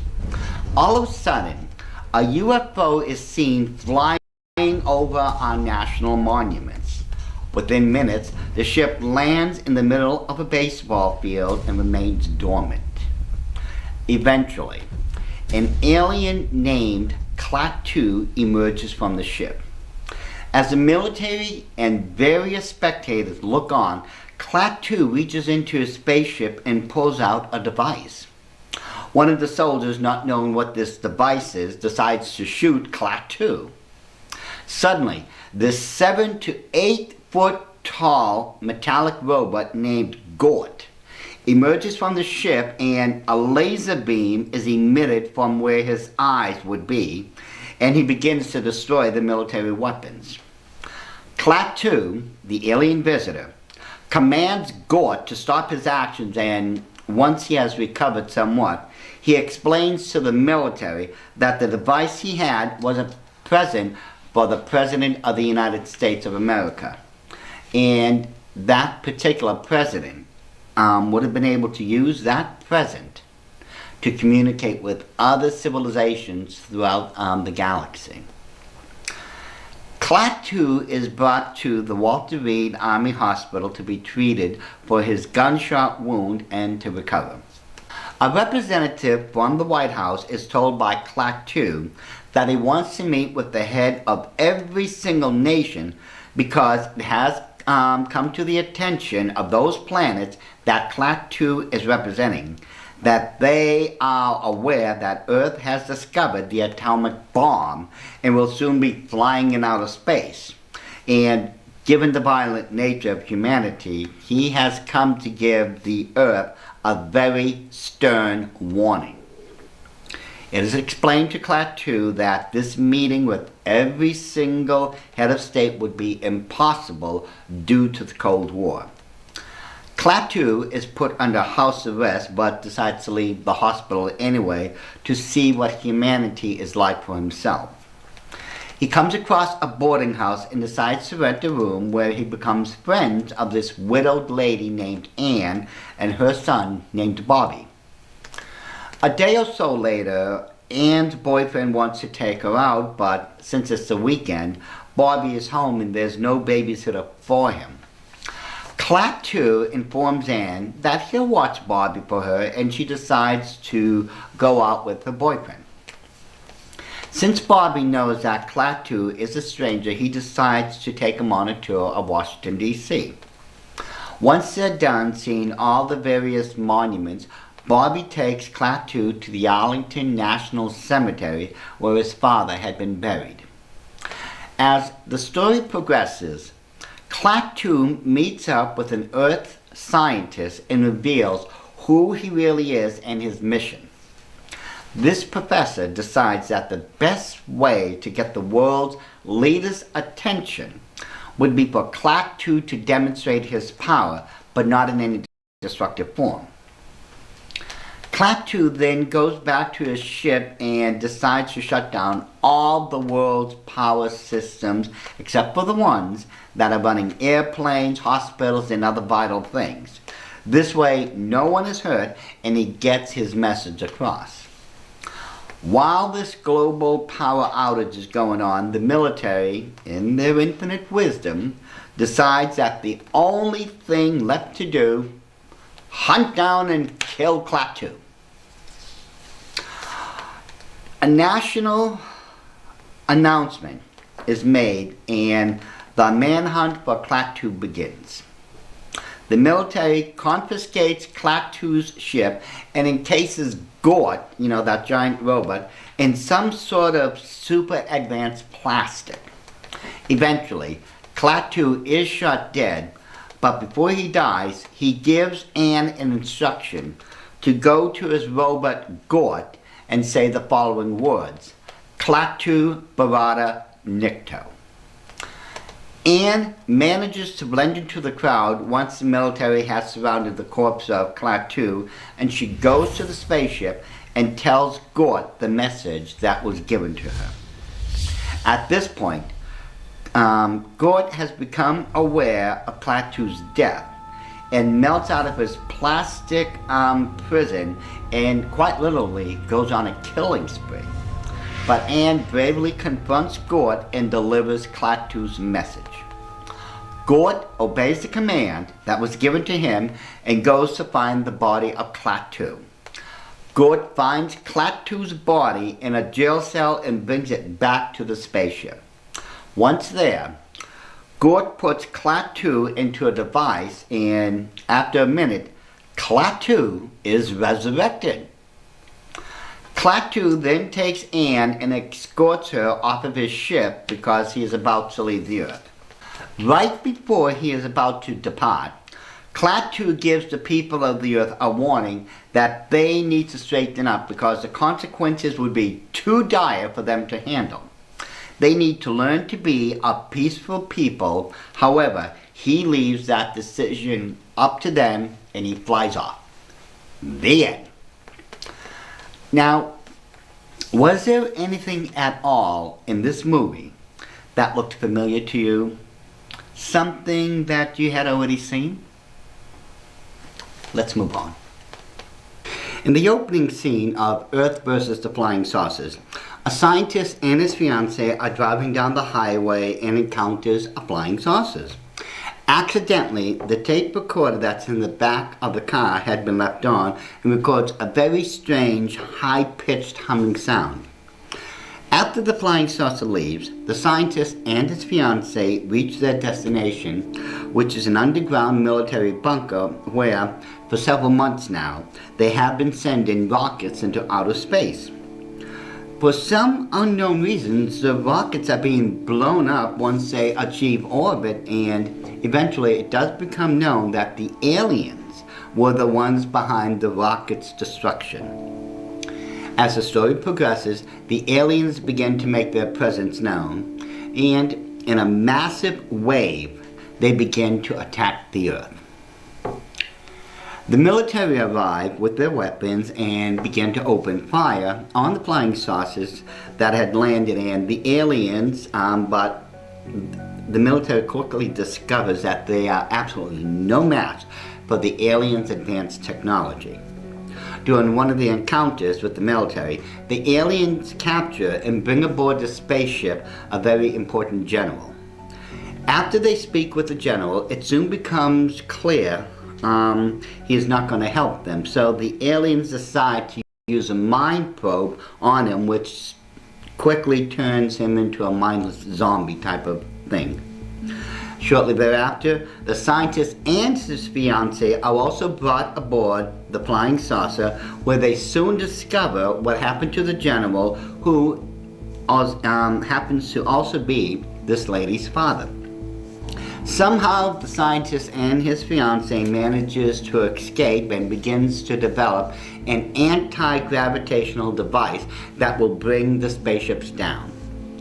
Once they have captured an alien, which looks like one of the so-called Greys everyone is talking about, they learn all the information they need to know and create the anti-gravitational device.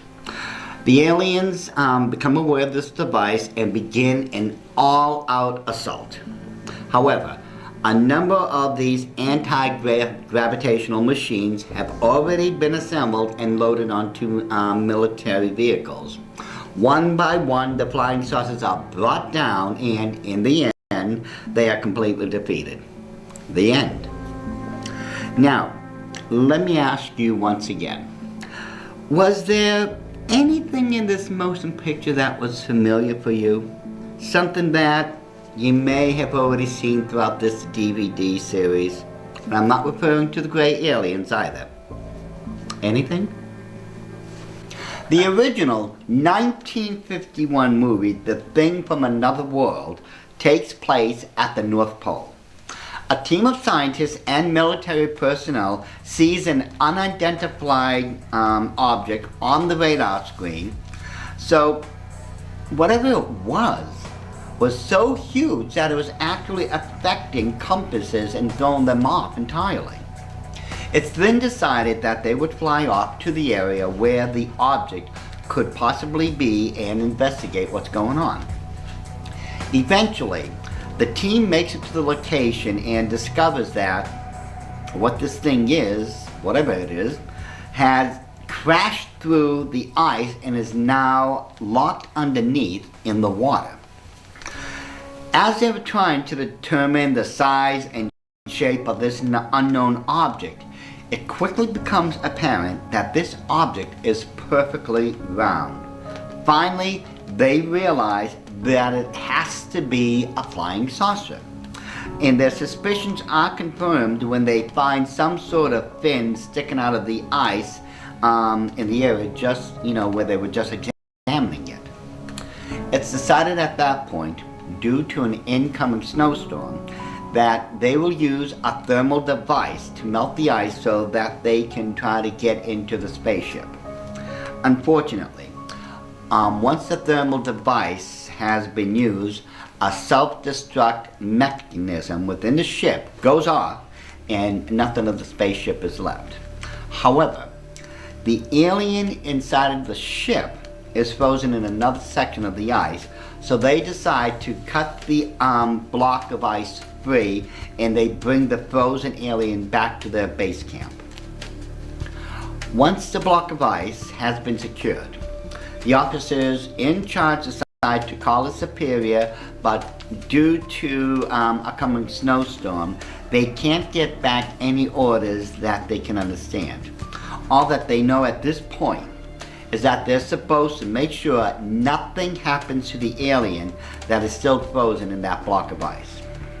As the movie progresses, the ice or block that was holding the alien locked inside was accidentally melted because of an electric blanket, and the creature is set free.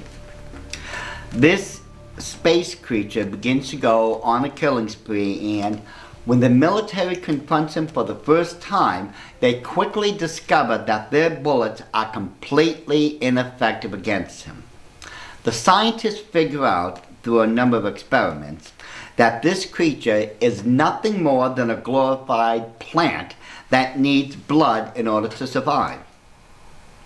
So it's sort of like a vampire plant, if you would. I mean, if that makes sense, but that's the movie. Once again, the creature manages to break into parts of the camp, and since bullets didn't affect him, it's decided that they would douse him with gasoline and light him on fire. Eventually, in a final confrontation, it's decided that they would try to cook the creature with something hotter than gasoline. They would cook him with electricity. After the military men had took the alien to come down after them, through a particular corridor, they throw the switch and quite literally fry the alien into ashes. And once again, humanity has been saved. The end. So, have you figured out what I've been trying to get to yet? Was there anything at all within this movie that you have already seen in this DVD series? In the opening scenes of the 1955 movie, This Island Earth, a scientist known as Dr. Cal Meacham arrives at an airport so he can take off for a very important conference on energy. On his way back home, Dr. Meacham's plane and the engine shuts down and he is saved by an unknown force, though his assistant Joe believes he saw a UFO. Dr. Meacham and Joe arrive back at his workshop, and when they arrive there, there's a strange package. Now, the item is a mysterious book that is not made out of paper, but out of some unknown metals, something that's as flexible and wobbly as paper, but it's made out of metal. This strange book is a catalog for a machine that has more than 2,000 parts in it. At this point, they have no idea what the machine is or what it does, but they decide to order all of the parts anyways from an unknown source. A person who is known as Exeter contacts Dr. Meacham on the interocitor that was assembled and explains to him that he has passed a test to determine his level of intelligence. Dr. Meacham is invited to join a team of scientists who are working together for the advancement of humanity by creating various sources of energy. Out of scientific curiosity, Dr. Meacham agrees to become part of this team and is flown out to meet them all. It's obvious that everything is not exactly what it appears to be, especially when Exeter and his assistant, known as Brock, appears. They seem human, but they have these very large frontal lobes. In a private meeting in his office, Exeter and Brock communicate with a person who appears to be in charge on one of those interocitors, and this person is simply known as the Monitor. The Monitor tells Exeter and Brock that they will have to return back to their home planet soon with the uranium and other sources of energies they were instructed to create in order to save their planet. It seems that their world, known as Metaluna, is under attack from another alien civilization, and they have depleted almost all of their energy resources to keep up a protective barrier around their planet. Eventually, Dr. Meacham and a lady scientist known as Ruth decide to escape by jumping into a plane. They don't get far because a flying saucer using some sort of tractor beam takes them into outer space. Once they're aboard the flying saucer, Exeter explains the situation to them, and for the most part, he seems honest enough with good intentions. In order that they can survive the gravitational differences on Metaluna, Cal and Ruth are placed in tubes so that they can be properly pressurized to Metaluna's gravity and the forces of outer space. After they've been pressurized, Cal and Ruth are brought to the front of the ship, and they slowly begin to see Metaluna coming in sight. But they do not land on the surface of Metaluna. Instead, the spaceship is steered into the planet. And this is done because Metaluna has been attacked from that other alien civilization for so long. The civilization of Metaluna had been moved underground. The top surface you can't dwell on anymore. Exeter brings a scientist to the Monitor because he's convinced that with their great scientific knowledge, Cal and Ruth can be of service to Metaluna. The Monitor decides against Exeter's plans and instead orders Cal and Ruth to be taken to another place where their minds can be wiped clean. Minutes later, Exeter helps his friends to escape, where they make their way back to his spaceship. Now, on the way, they're stopped by a god known as a mutant. Exeter confronts the mutant and orders it to step aside. Just as they're about to steer clear of this mutant, it attacks Exeter, who becomes very severely wounded. Cal picks up an object and beats the mutant into submission, and they make their way back to their spaceship. Unknown to Exeter and the scientists, the severely wounded mutant has made it aboard the ship. And while they're all in those pressure tubes again, the mutant begins to attack the tube that Ruth is in. The tube eventually releases Ruth, and as she tries to escape, the mutant captures her. After Cal, who is finally released from his tube, fights the mutant, the creature eventually dies because of its prior injuries. Exeter, who is also dying, is able to seize control of the ship and brings Cal and Earth back to Earth. Using the same tractor beam as before, Exeter sets the scientists free, but since the ship no longer has any power, it crashes into the ocean and Exeter dies. The end. The conditioning process I've been trying to get you folks to understand first started with the 1938 radio broadcast of The War of the Worlds, and that's where we're going to end all this. As the story goes, what appears to be a meteor passes over this town and crash lands in some field. A scientist who is on vacation in the area goes out with the town folks to see the so-called meteor. And as was told in the famous book, a newsman shows up so he can broadcast what is going on. Whatever it is that crash landed may not be a meteor after all, because when someone tries to pick up a pickaxe and hit it, instead of pieces of rock falling off, everyone hears a very high-pitched ringing sound. And at the same time, interesting enough, a Geiger counter that is in the back of the scientist's car suddenly goes off, and it quickly becomes apparent that whatever this is highly radioactive. So everyone is told to leave, but 3 people who are left behind as guards. Now, after it gets dark outside, the 3 men who are on guard suddenly hears a scraping type of sound. They look at the meteor and begin to see that the top of it is slowly beginning to unscrew itself. About a minute later, they see this spaceship slowly rising out of the so-called meteor. The 3 guards decide to approach the ship while waving a white flag and a white handkerchief in order to prove that they're friendly. The Martians' response is, "Shoot to kill." Well, the military soon gets involved, and while they're trying to figure out what's going on and how to deal with the flying saucers that are just hovering now, a Catholic priest decides to go on a missionary trip and confronts the Martians with the intent of speaking to them about God. Meanwhile, the Catholic priest's niece is watching on, and as she does, the Martians respond to the Catholic priest's intentions by killing them.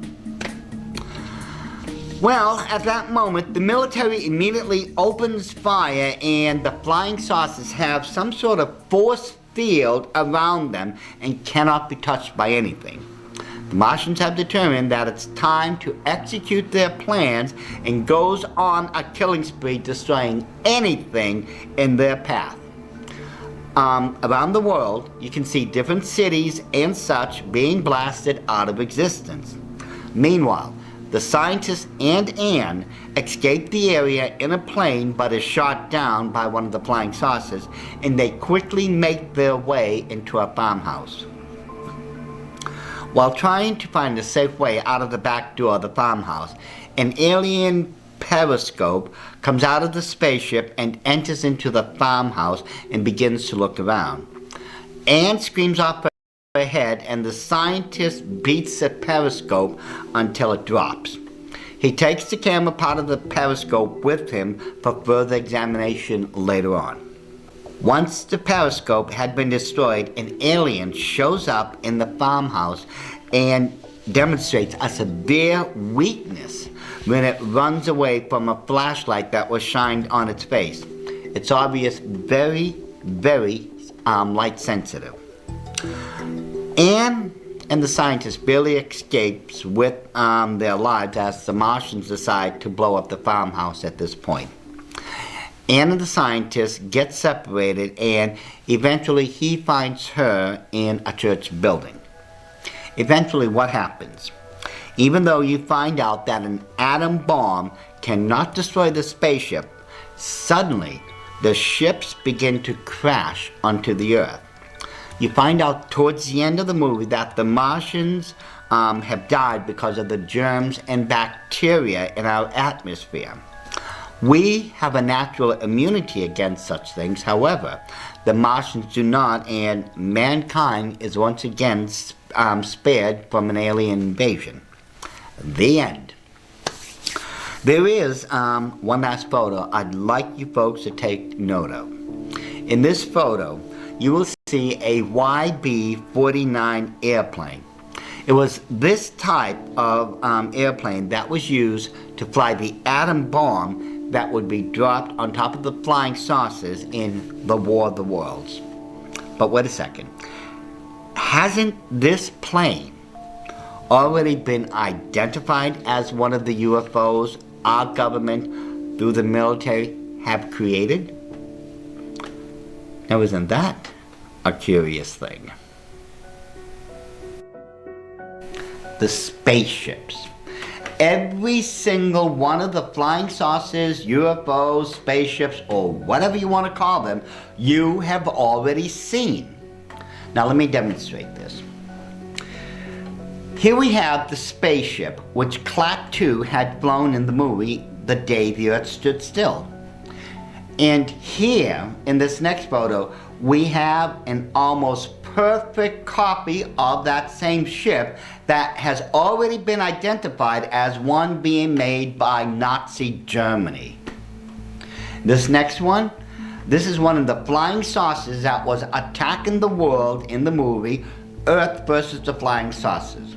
And yet, we have another perfect match with the flying saucer that the Nazis created, known as a Hannibal II. In this movie, The Thing from Another World, we never got to see the actual spaceship itself. However, we do know that it was saucer-shaped and could easily match any number of man-made flying saucers. Notice how they line up perfectly. Plus, in the same movie, it would have been this plane that would have been used to drop the atomic bomb on the alien spaceship. But, as it has already been pointed out, this is nothing but a Horten Ho 9 aircraft that was created by Nazi Germany and improved upon by Nazi scientists working for the United States government. Now, let me explain in very easy steps how we've all been conditioned to believe in aliens and UFOs. In the infamous Roswell incident, a so-called UFO crash landed. The fact is, it was not a UFO from outer space. It was a saucer-shaped vehicle that had been built by the military. In order to cover their tracks, the military purposely went out of their way to hide the truth of what had happened. By trying to conceal the incident, the military knew people would suspect a conspiracy of silence, and it worked. People were now being conditioned through the movies that UFOs were the creations of aliens from outer space. By rediverting attention, no one would ever have suspected that UFOs were actually man-made vehicles. The 50s were known as the golden age of flying saucer movies. Why? Because we were constantly being bombarded with the threat of aliens from outer space.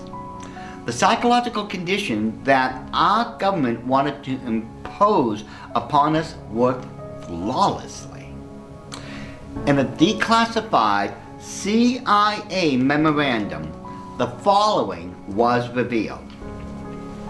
It is concluded that the problems connected with unidentified flying objects appear to have implications for psychological warfare. I suggest that we discuss at an early board meeting the possible offensive and defensive utilization of these phenomena for psychological warfare purposes. This memorandum was directed to the director of the Psychological Strategy Board, and the subject that was typed out on it was the flying saucers and how they could be used as a psychological weapon. Our government was well aware of the damaging psychological effects of the 1938 radio broadcast of the War of the Worlds and just how damaging those effects had on the American populace. And that the thing that had caused such a panic was the invasion of aliens from outer space.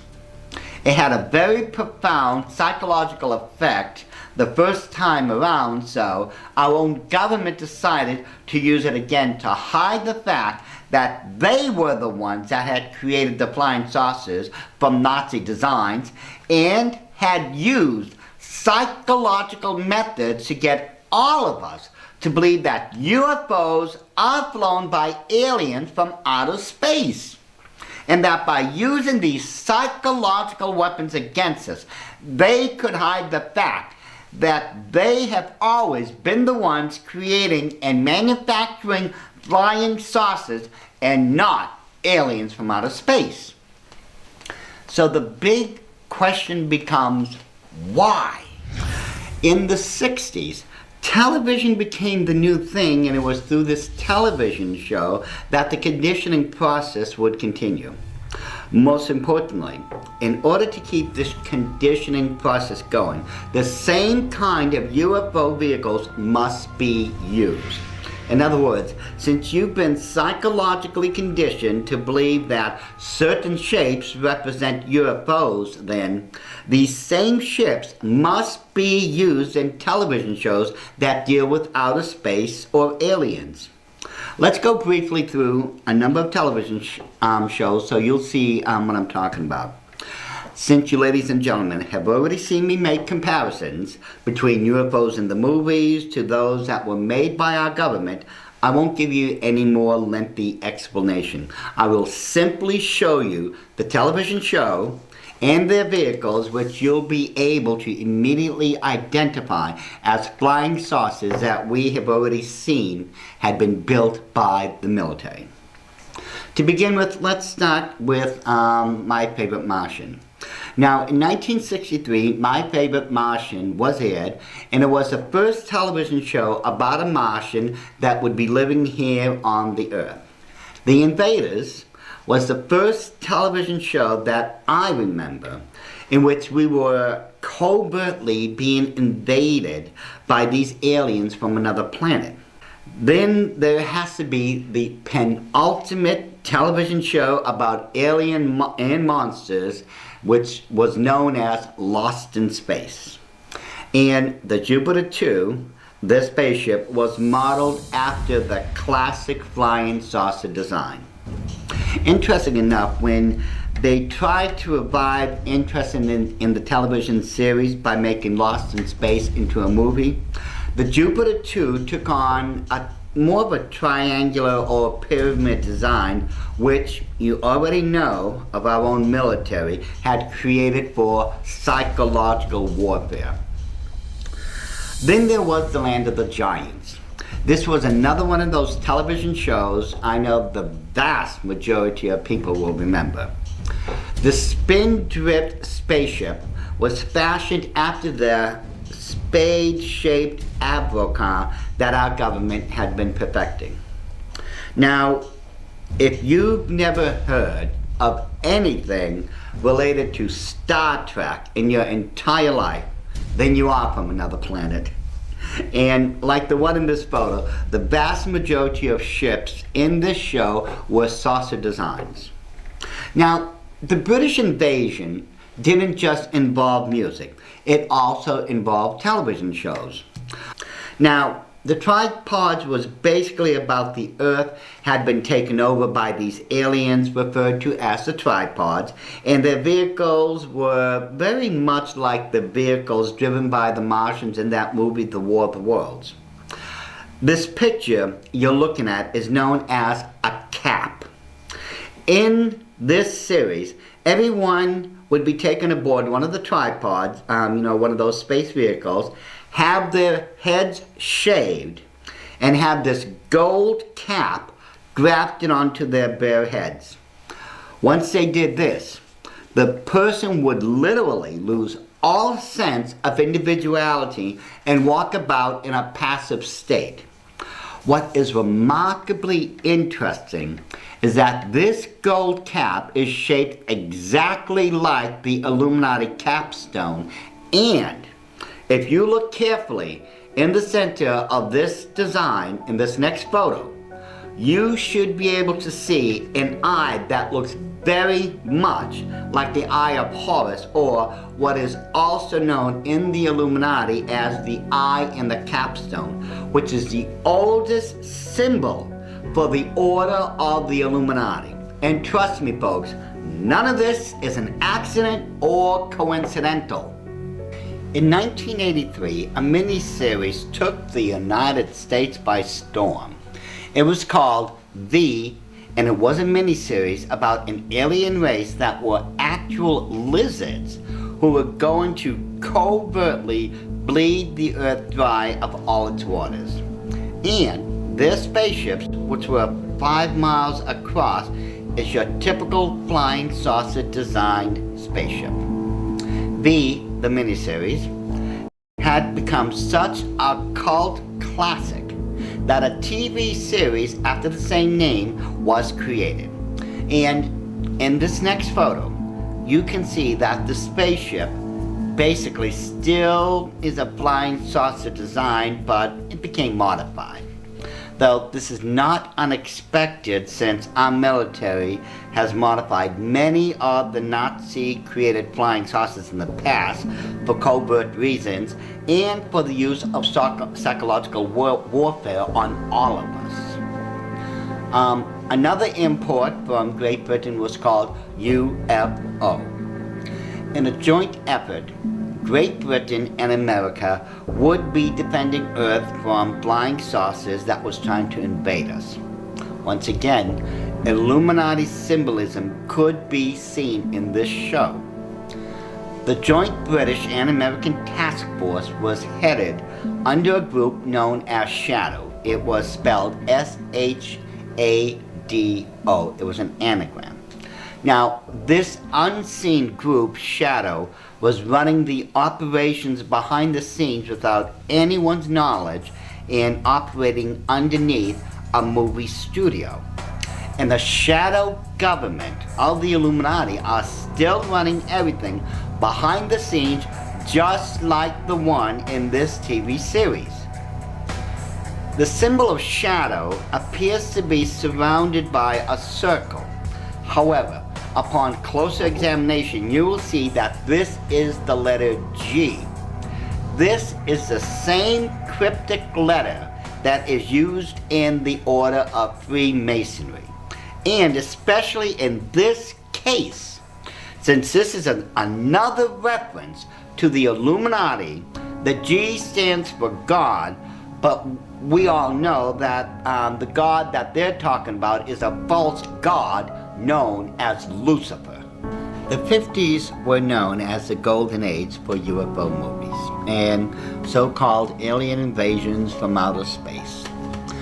Once television became the thing to watch, from the 60s to present date, the constant bombardment of aliens, UFOs, invasions from outer space, and so on continued.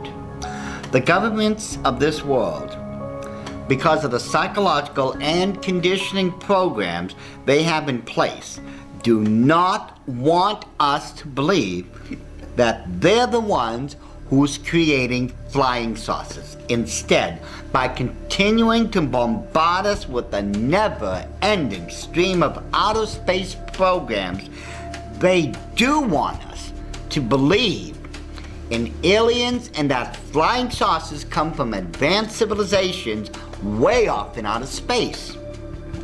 Once again, though, ladies and gentlemen, we come to that all-important question.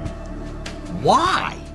Why do the governments of this world want us to so desperately believe that it's aliens from another planet who are making all these flying saucers and not us? I'll tell you why. All of these things are part of a hidden agenda, an agenda of biblical proportion, one that is so colossal in scope that it has taken the order of the Illuminati almost 75 years to prepare for it, and it will affect every single person on the face of the earth. And I will explain in detail what this agenda of theirs is in the next section that is known as Questions and Answers.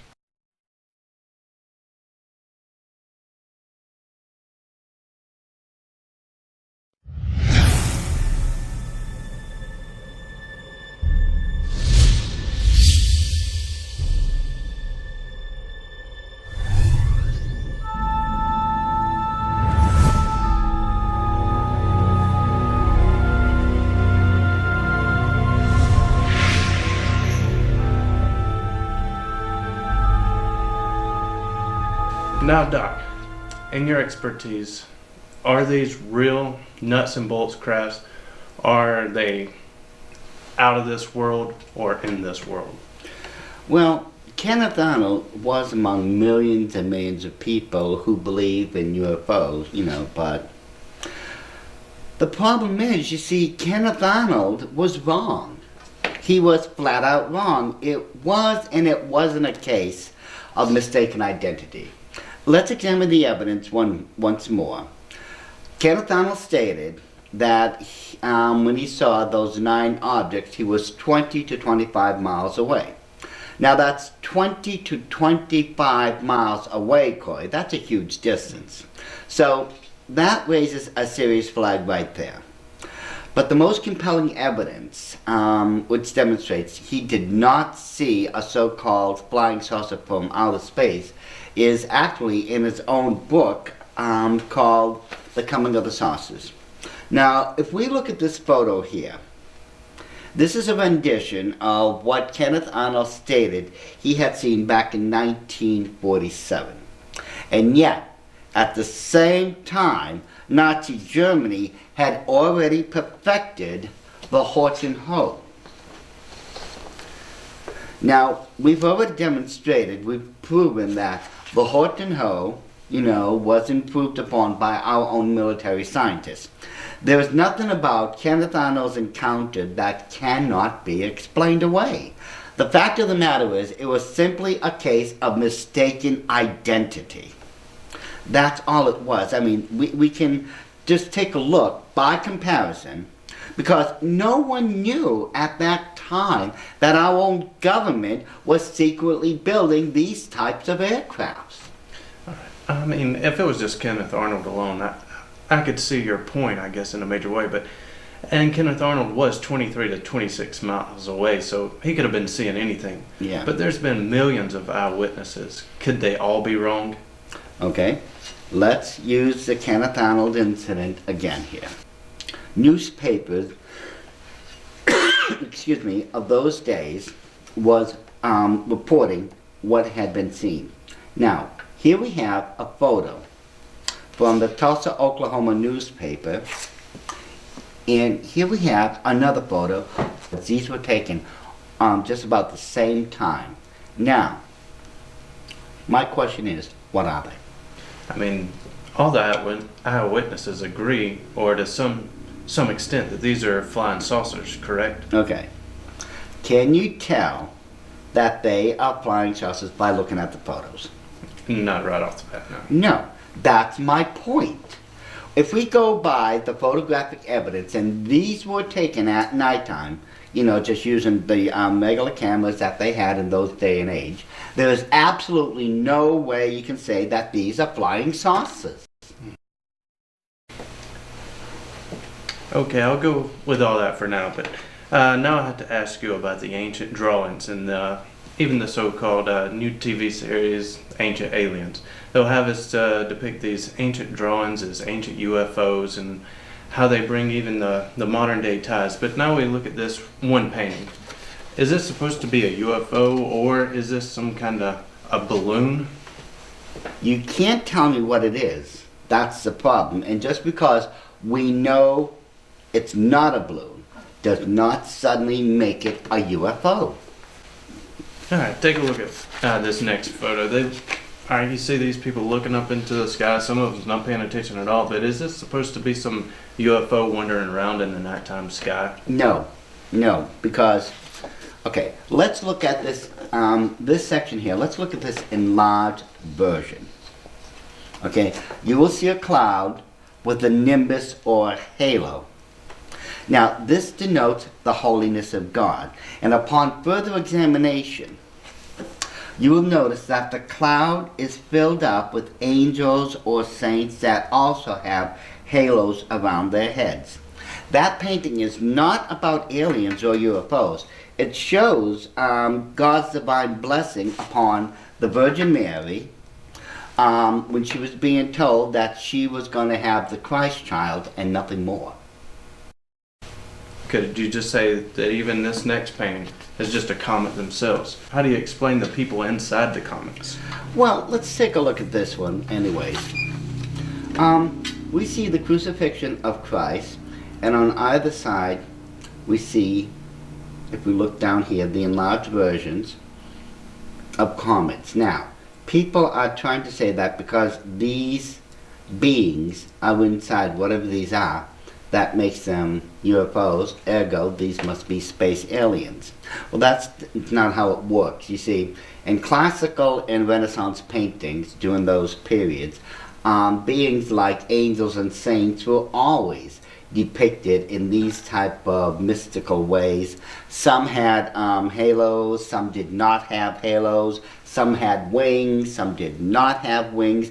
So it's really left to interpretation, because quite honestly, let's be honest, at this period of time, I mean, this is how they were painting, but right now we don't know exactly what was in the artist's mind, so it's really left up to interpretation. Right, and I guess the most damaging part of these kind of photos is non-Christians love to use these and be like, well, to disparage the gospel, so to speak, and tear it down and be like, turn it into just another Gnostic belief system. Yes. But let's move along.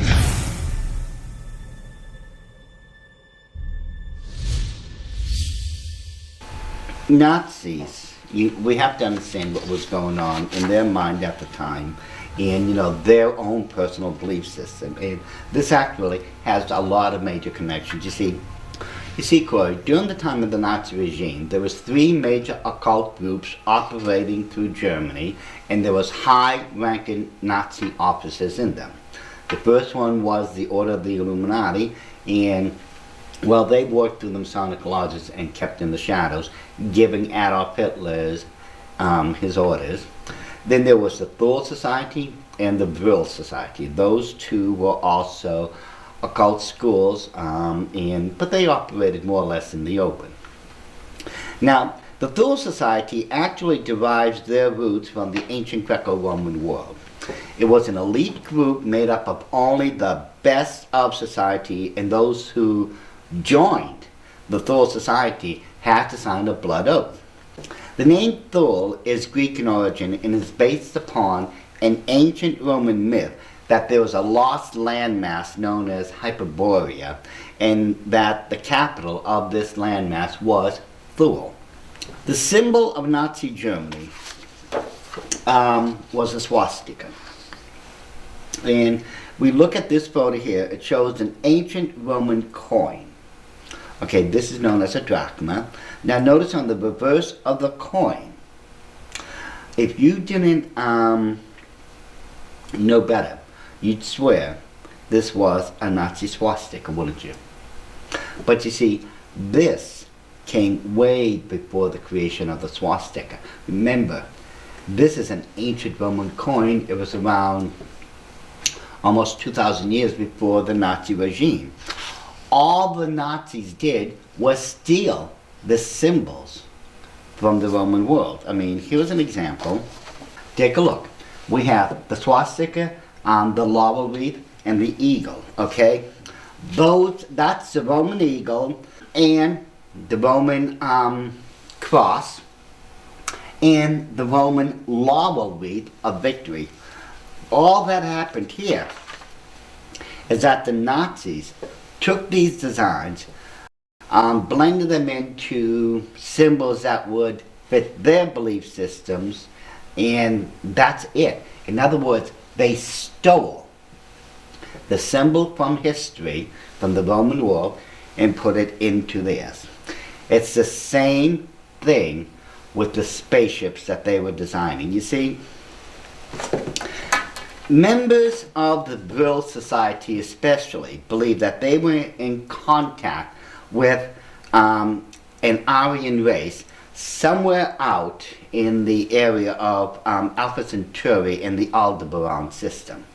Now, through their psychic powers, Brill members actually believed, along with the Thule Society, that they were receiving messages. And these messages were telling them, you've got to build these flying machines to come to us. This is what they were telling everyone. We are receiving telepathic messages. We are being instructed to build these flying machines so we can reach this super advanced civilization. Now, the Thule and the Brill Society were going to steal the designs now. They were going to steal the designs to make these flying ships because they were absolutely convinced they were being tested and that the knowledge of these ancient ships was somewhere in the past. In other words, in paintings, in tapestries, in frescoes, in all these. The aliens were testing them to see if they were worthy and intelligent enough to pass these tests. If we look at this one here, we can see what's known as the Hannibal design. Now, if we look right here, you'll find out this was done under the auspices of the Thule Society. Okay, they looked into the past. To that photo you had shown me, is what they created the Hannibal from. They thought, oh yes, this is part of what we're looking for, you know, and that's how the Thule Society came up with this one. Okay, another example of the Hannibal. Now, this again, if you look here, this was done on the auspices of the Thule Society once again, that occult crew. Okay. Now, you take a look at this one. Okay, again, these are the designs, the specs and everything. Now, not only was this flying saucer designed right here by the Brill Society, but the ship itself was named after the whole of the society. If you look here, this was known as a Brill ship. You know, here we have the Hannibal 2. Here we have the Brill 1. Okay, this next flying saucer was known as the Andromeda, right up here, according to the old designs. America confiscated after World War II when we defeated Nazi Germany. It says this was built under the auspices of the Thule Society. In other words, this was going to be a mother ship. Now, all these designs again, as I said, they went into the past. The Nazis, because they were receiving messages, these occult societies, were receiving messages from outer space, and they believed that they were having themselves tested to try to find this hidden knowledge. They went into the past, found these ancient paintings, drawings, tapestries, and said, aha, this is the knowledge we're supposed to be finding. This is how we're going to build these ships. This is how we're going to reach those people in outer space. That's all it was. It wasn't the other way around. They looked into the past. That's what was going on.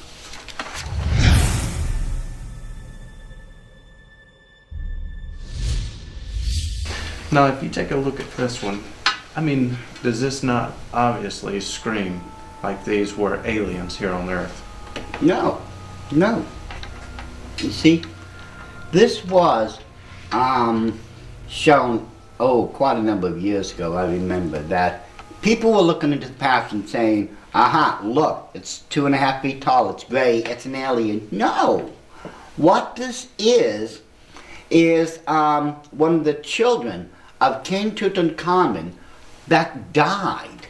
He was just a baby, and he was given a royal burial. If you look at this photo, this was the little child's sarcophagus. He had the royal headdress, the gold mask put on and everything. But that's all this is. It's nothing else but a little child, a royal child, that had died shortly after birth. It's not an alien. The autopsy would prove it. Okay. I want to show you one more photo, or two next to each other. And most people, if you do a little Google search, they'll claim skulls like this are just a fallen race of the Nephilim. But if you look at Queen Nefertiti right here, both busts are exactly the same. So, could it be that this is nothing more than a human skull? Okay. First of all, Queen Nefertiti here was noted to have somewhat of an long head. Mm-hmm. Now, if it's exactly like this, it would be hard pressed. But you see, there are various nations with cultural beliefs that will purposely do this. They will put planks or boards to the sides of their small child's head so that these heads grow long. Now, let's look at ancient China for a second. Weren't they binding the feet of their little girls so that they wouldn't grow because it was considered something culturally beautiful? You know? And then what about some of those tribes in Africa where the ladies put rings on their necks and stretch them and stretch them and stretch them? You know, this is simply another one of those cultural things. You know, they believe that by stretching their head, it's, you know, supposed to either maybe give them great wisdom, or maybe perhaps it's supposed to just make them beautiful. The point is, we see these type of physical, and these are purposeful physical malformations done throughout the entire world for various cultural reasons. This does not prove, by any stretch of the imagination, aliens, because simply put, this can easily be tested with DNA. Right. There is more than enough material right there that anyone could take a DNA sample and show one way or the other if that is human or not. And as far as I know, it's never been proven to be anything else but a human skull. I want to go ahead and move to the Nazca lines. I mean, some of this stuff is phenomenal, and even the explanation that some people have. I mean, if you look at these lines here, it's over 321 feet long. They're longer than what the pyramids are tall. So some people say right off the bat that these have to be explained with extraterrestrial knowledge. I mean, how can someone make some of these things just on the ground and with, you know, in plain sight? There's no way it could be done. What is your explanation on some of these Nazca lines? Well, first of all, these are incredible geoglyphs, each and every single one of them. You know, you can't help but marvel at the way these were done, but those people who think that all this was done, you know, through aliens, and that the only way it could be done was you'd have to be in a UFO flying who knows how many hundreds and thousands of feet so it could be drawn, you know, properly, who believe that are absolutely wrong. I mean, totally 100% wrong. Well, first off, why are all these people wrong and you're right? I mean, just look at how accurate some of these things are, though. Well, they're beautiful. I can't argue it. You know, when we look at some of these, they're incredible, but you don't need an alien or some type of flying saucers to accommodate these geoglyphs on the ground. Now, this photo was taken in England, and this is what's known as the Westbury White Horse. This was done, take a look, by human hands. This next photo is the Long Man. Okay, this one is in Wilmington, England, hence the Long Man of Wilmington. You see, every single one of these geoglyphs you'll find in England, we know when they were done, why they were commemorated, we know exactly how tall they were done, we know absolutely everything about them. So you can't try to tell me geoglyphs cannot be done by human hands. The proof is right here. When we go to, what was his name? Eric von Daniken, who wrote that famous book, Chariots of the Gods, I believe it was. He was claiming that those long lines were alien runways. That's ridiculous. I mean, that's the silliest thing I've ever heard. If these aliens have advanced technology, they go up and down, right? I mean, why would they need a mile-long runway? That doesn't make sense. Well, archaeologists have also found out that at these, like the geoglyph that looks like a spider, or like the parrot, or any of those other forms, they have found little altars. And these altars actually contained offerings to their gods. And that the runways and all this, it's an interesting theory right now, and they have been proving it, that these symbols and other things are actually showing where underground water streams are. You see, we have to remember, the Nazca Desert is one of the driest places on the earth. Okay, it has an average temperature of 77 degrees. There's no wind blowing hardly ever, and there's just no water around unless you look underground. And this is what archaeologists have been looking and studying now for more than 25 years. And they have been finding out that these lines and symbols actually are pointing them towards the water. So in other words, these are just simple landmarks. That's it. I think there's one topic people's been on the edge of their seats about for a while now. Go ahead and take us into the topic of the 8th type of flying saucer. Yes. I did promise that. We have seen a lot of different UFOs, you know. We have proven, as far as I can tell, that we've taken these old Nazi designs and created our own UFOs. We've improved upon them.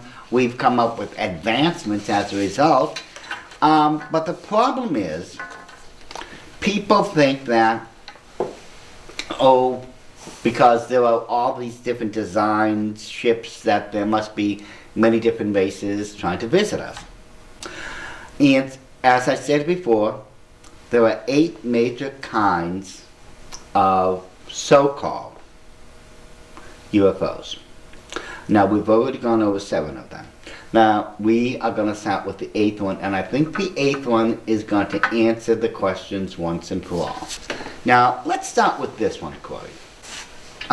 According to the witnesses, said that this was the trail of an alien ship. Well, that's not enough for my liking. Okay, that could be anything. So, accordingly, here we have another one that, according to eyewitness reports, says, it was an alien ship that flew overhead. Yeah, but to me that also looks like it could be solid rocket fuel from an airplane. It's when we start looking at maybe something like this that something is slowly becoming clear. This so-called UFO vehicle, if you look very carefully here, there is a solid rocket trail. Now, how can that be? If that's a super advanced technological flying machine from some super advanced civilization way off in outer space.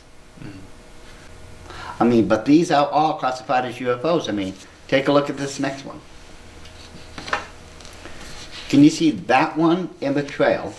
Right here, the classic flying saucer shape is obvious, and here is a chemical trail. And if that one doesn't do it for you, this one is the final blow. We see, again, the classic flying saucer shape, and look at the solid rocket fuel trail all the way behind it. This proves, I'm sorry folks, whether they like it or not, these UFOs, they're not from outer space, they're made from inner space. There's no way this could have come from outer space, simply because, look at the mass of the ship. It could not possibly carry all the fuel necessary to fly just 1 light year over here to planet Earth. The size defies that. There's no way possible something like this, or all these other so-called UFOs, can be from outer space. It doesn't work. But people who have never seen them before, especially in the evening or when it's pitch black out, can easily mistake them for UFOs. And again, as I said, let's just examine the evidence. The evidence clearly points that the UFOs definitely had been leaving chemical trails at one point. Now, therefore, there's no way these ships could have flown all these hundreds and millions and light years away and reached Earth. It just does not work.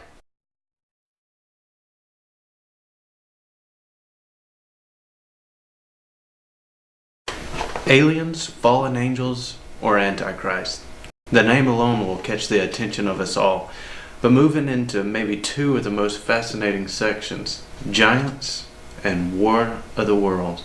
And some of the spookiest times, and maybe turn the attention to most people, especially of that era, to the things of the spiritual realm. And, you know, as Christians, we know the warfare that lingers on, and so many people are confused over the topic of what are aliens, fallen angels, and does it even matter to us? But we're going to go into one of the most fascinating of them all, I believe, and that's the land of the giants.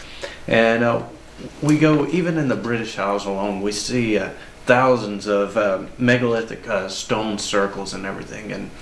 And let's be honest, engineers don't have a clue how they got there. They'll come up with some crazy tales, but that's just about it. And just putting it simple. But what's your take on this and the role of the UFOs and the stone circles? Well, it certainly wasn't alien beings that did all this, that's for sure. And again, once I'm done with the explanations, I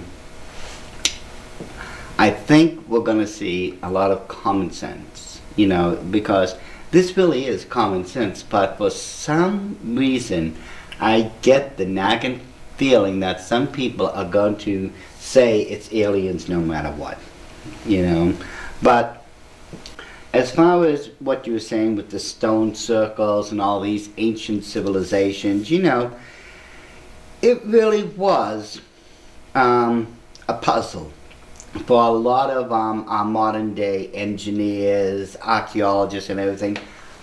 Who could have built it? How could they have built it? I mean, to this very day, they're trying to figure how did those people move these massive blocks and boulders that were tons and tons and tons. And believe it or not, the answer is simple, and it's in the Bible. Giants. Giant stock. Oh, I got it. I think I even know the name of one. I was going in the grocery store the other day and I seen one of these giants. I think it's called the Jolly Green Giant. No, Jack and the Beanstalk. No, yeah. Is that what you're talking about? Well, yeah, we're talking about giants, but not them in particular. When we look at this map of the ancient land of Canaan, you can see Canaan was a vast area, okay? And God had sent the children of Israel into this land after the 40-year trek in the wilderness to conquer it, okay? We also know from the Bible and archaeological accounts that there were basically 4 races of giants. They were named in the Bible. They were the Anakims, the Emims, the Horims, and the Zuzims, or who were also called the Zamzumims. Now, within this area of Canaan are other ancient cities and sites, and many of them have ruins on the surface that just defy all type of explanations, just like you were saying. How did they build it? The engineers don't know how, or at least according to their modern day understanding of biblical accounts, you know. Now, if you look where the red dot is right here, that's where an ancient area or city known as Göbekli Tepe is located. And as you can see, it's well within, you know, that region of Canaan. Now, within Göbekli Tepe, there are these ancient ruins, okay? And these ruins, if the dating is correct, goes back to 9,000 BC. Now here is where we run into an immediate problem. Conventional dating that we've done as far as the actual beginning of man, according to what God's own word tells us, everything began at 4004 BC, yet Göbekli Tepe, if we go by the carbon 14 or carbon 15 dated, goes all the way back to 9,000 BC. In other words, more than 11,000 years ago from our present date. Now, what is believed to have been a place of worship, Göbekli Tepe has many different T-shaped pillars like this one. Okay? And there was support roofs along with the T-shaped columns. Now these columns were approximately, I believe they were 19 feet tall, and the support columns, some of them could be as tall as 23 feet tall. And some of these pillars and columns weighed anywhere from 10 to 50 tons. Now, it's believed we can't duplicate these engineering feats. Now, here we have a stone circle at Göbekli Tepe. And you can see here the support pillars, or the support columns, and the regular ones that ran around these circles. Now, interesting enough, when we look at this CGI right here, this is what one of the areas, you know, what archaeologists have unearthed in one section. You see, for the past, it's been more than 13 years now that they've been excavating at Göbekli Tepe, and yet, in all that time, they've only uncovered 5% of the entire area. And so, there's a lot of questions and answers that we're waiting for. And one of the most interesting thing about it is that no tools have been found yet. Now that doesn't mean that they weren't, that there couldn't have been tools. But you see, it's very easy when you understand what was going on in this part of the world at the time, that giants could very easily have been the ones to have created places like Göbekli Tepe, because we look through this area entirely. We find out from the Bible that this entire area not only was inhabited by giants, but if the numbers are correct, they could have ranged anywhere up to 1 million, if not more than 1 million giants. It just depends on the numbers themselves, really. But So you're telling us solely that the giants were responsible for the buildings of Göbekli Tepe? well, and it makes perfect sense. You see, the mystery is no one knows how they were built. I mean, if we go back to this photo here, interesting enough, on this particular pillar, all the pillars have what look like these long arms, as if they were the ones lifting the pillars. Now, let's look at what we've already seen throughout the DVD series. We know by the archaeological evidence, we've got the physical evidence, that some of the giants ranged anywhere from 9.5 to 36 feet in height. So it's no stretch of the imagination when you think about it. Just like, you know, the stone circles at, let's say in Stonehenge in England, you know, Avesbury-henge, Woodhenge, all those other stone circles we find there, they're very, very easily could have been done by giants. Is there anywhere else or any other regions that you want to focus in on? Well, as a matter of fact, yes. You see, again, we're going to say within the land of Canaan, right in this area, okay? Because right next to it is the modern-day region of Turkey. And if we look at this next map, again, now this is where Göbekli Tepe is located. And 50 kilometers just north of it is another ancient city, the ruins known as Navali Kore. And here we have, and let me just show this one. Look at this entry gate. Now, to give everyone a good perspective of just how big this thing is, down here we have a couple of people that are quite a number of feet away from the gate itself. If we, you know, to push them in just a little further, you could estimate easily this gate, this entry gate, is anywhere from 60 to 70 feet tall. Now, look at this huge building in the background. Again, this thing has been dated all the way back to around the same period, more or less, to Göbekli Tepe. So, why would anyone need this type of opening in a gate unless you were a giant? Just so you can get an idea of that giant building again, who would need something like that, or who could even build it unless possibly giants were involved in the construction of it? We see the same type of T-shaped pillar formations that we found at Göbekli Tepe. And if we go by this one here, we have the ruins of an ancient courtyard. Okay?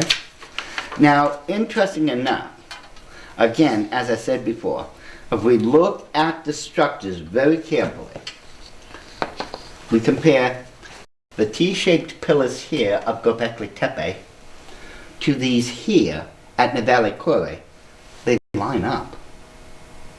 They are lining up. And the connection, both were well within the area of Canaan, where the giants, we know, through the Bible and through archaeology now, had resided.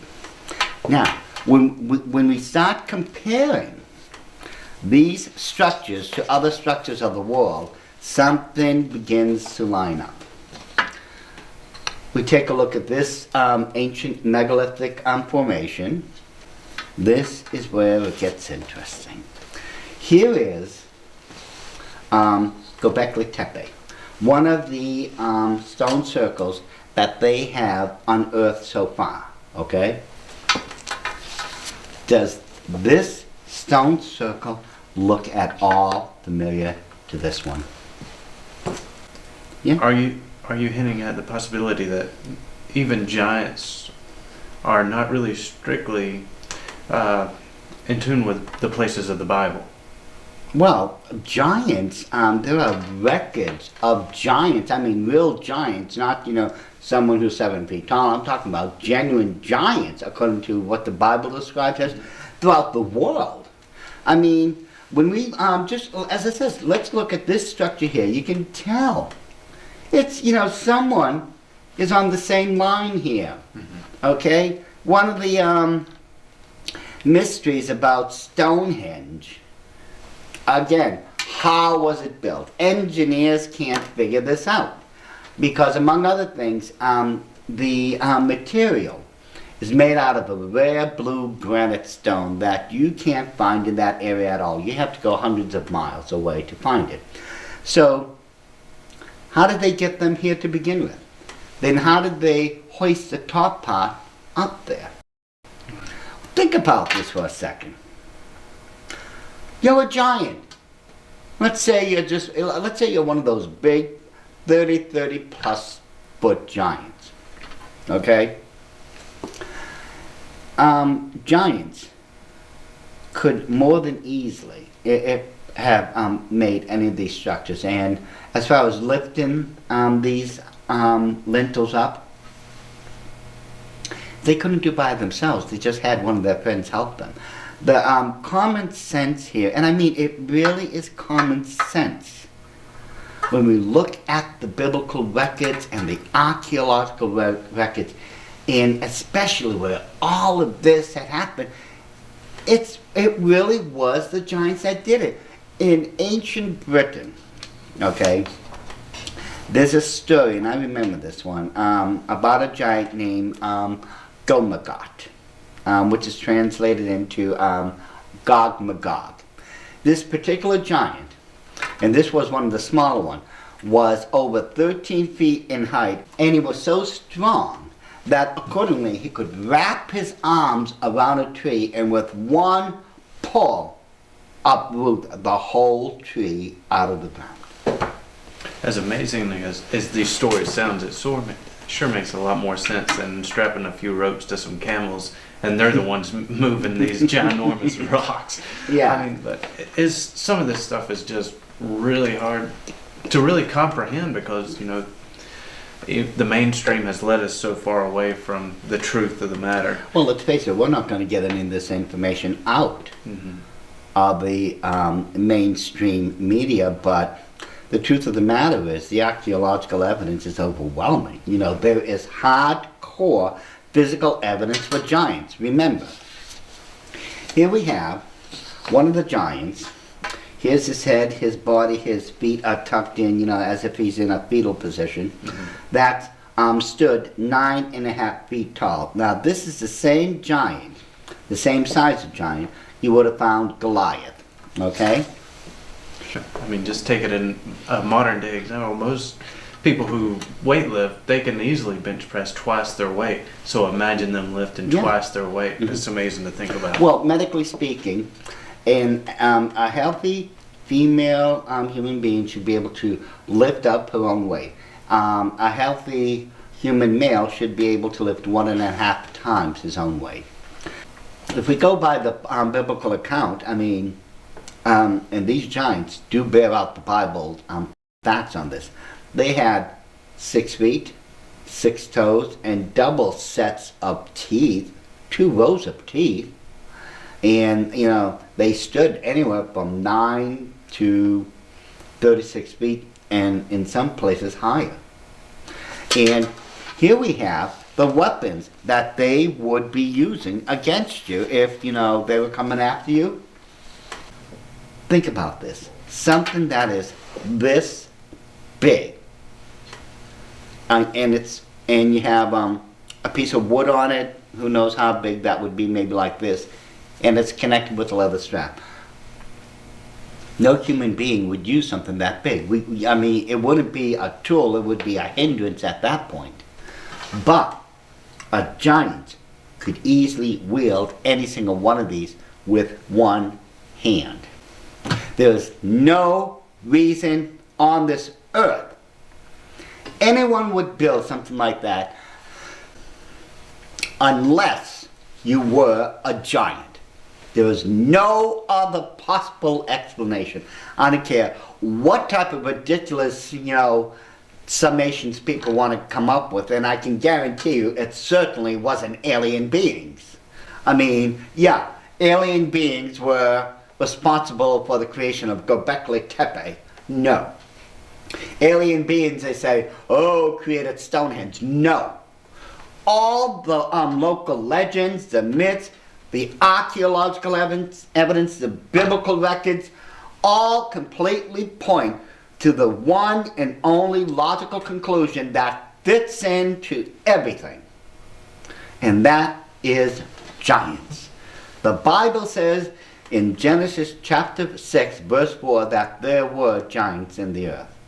And that's just it's not only just the physical evidence, but the evidence that fits into the biblical account is what's important. Is once you take the giants out of the Bible, you start having to twist a lot of the scriptures to fit your own opinion, and it does a lot of harm to the biblical text once you remove the giants out of the biblical evidence. Yes. It all fits in perfectly. I mean, even with the civilizations and certain cities and why God wiped out certain villages, it all starts to add up, and without the evidence or the account of the giants, none of it really makes sense. Well, it's like you were saying, you're not going to find this in mainstream media because they don't want the people to know the Bible is true.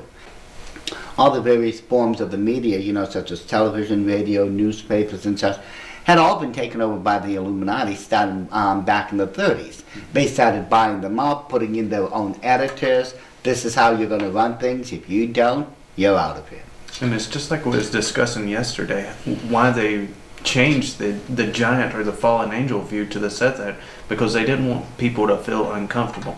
But just because, the message is hard to grasp doesn't mean that we need to change it. I mean, go to salvation. That is going to bring a lot of people to an uncomfortable situation. Do we need to change that message? And the simple answer is no. We need to give them the truth. Exactly.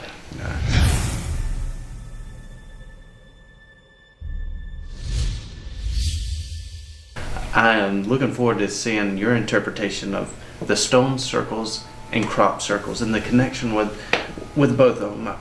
We've seen how the giants were really incorporated, and they're the ones who really built the stone circles. Right. And that's pretty obvious that, we even discussed that there's no way they're going to get camels or elephants or even maybe 5-footed men to maneuver these great stone blocks, okay? Right. So obviously it's the giants. We've looked at that. But what's the connection really between the stone circles and these crop circles? Is it really giants, or is it something more demonic? And I guess what I really want to know is when we see these stone circles, and even when we go back to the Celts and some of the occult rituals that they had going on, now we find these crop circles really all around these stone circles. So is there really, I guess, deeper involved an occult connection here? Well, there really is an occult connection going on with all of this, and I will prove it. We know that stone circles in Great Britain and other, right around that area, Avesbury, so on and so forth. We know that they were controlled, and there was worship going on within these stone circles by the Druid priests of the Celtic nations, okay? And we know, of course, that they worship these false gods and other things like that, and that they all use these occult symbols and such during their rituals and such. And this is where we find a definite connection, especially when you have the circle. This is known as a pentagram. Now, you need a pentagram if you're going to communicate directly with a demon. Now, mind you, folks, these are all crop circles I'm about to show you, all of them. And you will find, as it says, this is a perfect 5-pointed sign. You need this to communicate with demons. Now, this is what's known as the hexagram. This symbol will be used in the Illuminati to this very day when you're performing the rites of human sacrifice. Now, we know that within the Druids' belief system, They practice human sacrifice. That's a fact. We can't get away with that one. And this one is known as the goddess, okay? And she's known as the goddess because, if you notice, we have the female here, with the crescent moon, reaching up towards a star. And if you remember, in this series, we already demonstrated that this was the Venus star, okay? And this one is the capstone, well, I should say the pyramid, with the eye and the capstone. This is the oldest symbol in existence for the order of the Illuminati. So something definitely is going on here, especially when you think about the fact that more than 10,000 crop circles have now been reported, and that 90 to 95% of them is found in the area of Wiltshire, England. Now, you have to ask yourself, why that area? What is there about Wiltshire, that region of England, that so many crop circles would be made at? Why? You know? And the reason is because, quite literally, now remember, throughout that entire area, it's estimated that there was approximately 1,000 stone circles. And it was at these stone circles that the Druids would be literally spilling who knows how many tens of thousands of gallons of blood on the ground because they believed in human sacrifice. Okay, this would be the perfect region for demonic activity. Now, I don't want to be jumping ahead or anything, but mentioning the Druids and even human sacrifice, we see a demonic connection as well here. But which way is the message going with the crop circles? Is this man really reaching out and making a really, I guess, ritual grounds, or is this a demonic message back to man? Well, actually, we know that these crop formations could not have been done by human hands. Not in the time it would take to create them if you're going to try to get away with them. We already went, and spoke about Doug and Dave Bowell throughout the series, how they claimed they were the ones who created all these crop circles. It was afterwards found out that there was no way they could have been because, first of all, other crop circles had been spotted throughout the world, and we know they weren't there. Second of all, we found out that they were under the employment of the Ministry of Defense in England to say they were the ones, so no one would show any more interest in them. This way, the Ministry of Defense would be the only ones to investigate this, but that blew up in their face. What is going on here is there, because of the occult nature of those stone circles, where they're located, because of the human, because remember, the Druids were summoning up these demons now for almost 3,000 years. We have a 3,000-year history of these stone circles being there, where the blood had been spilled, demonic forces were being summoned. Now, if you want to look at it from, let's say, a more secular perspective, now they're getting into the next step of their plan. See, remember, back in 1938, there was a mind-controlled experiment to judge how a society would react to an alien invasion, starting with the War of the Worlds broadcast, and obviously was panic. Now, in the next part, as I just stated, let's up it a little. Let's start saying that aliens are trying to contact us through these crop circles. We know it's demons, but let's just go with that for now.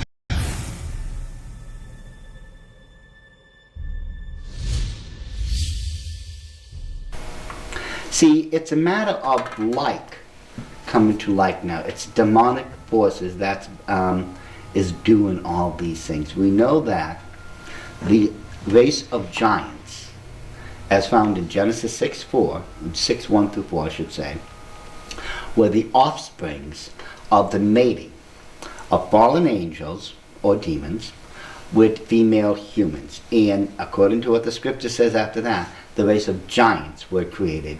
And it was the giants that created places such as Worldwide Stone Circle, Avesbury Stonehenge, Göbekli Tepe, Nivali Kure, and all those things.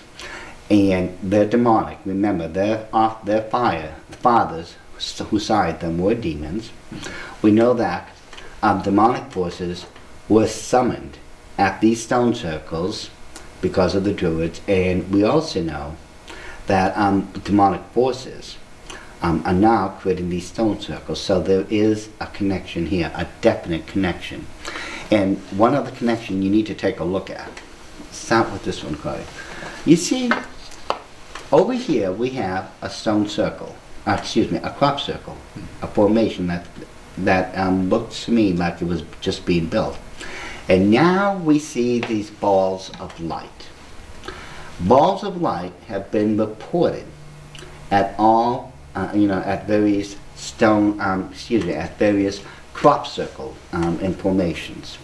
Something's going on here, because when we look at this next one, my understanding is that this person did not know, did not see that ball of light behind him. But when they were examining one of those crop circles, this ball of light was in the photo.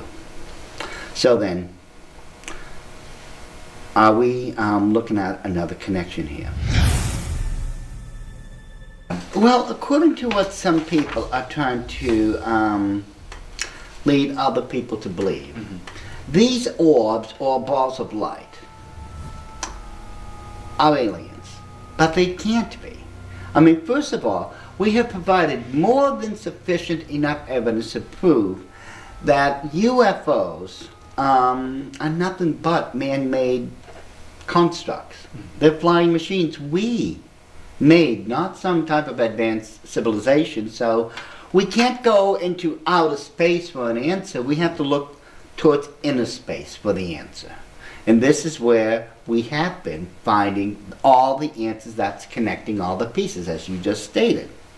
Now, when it comes to the balls of light, well, people say, well, they appear at these crop circles, so they must be aliens because aliens are making crop circles.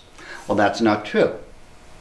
Because if that were the case, and here we have a photo of a cemetery, okay?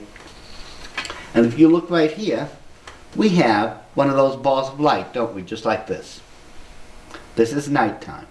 Now, these balls of light appear so frequently at this particular cemetery. This gate here is known as Orb Gate.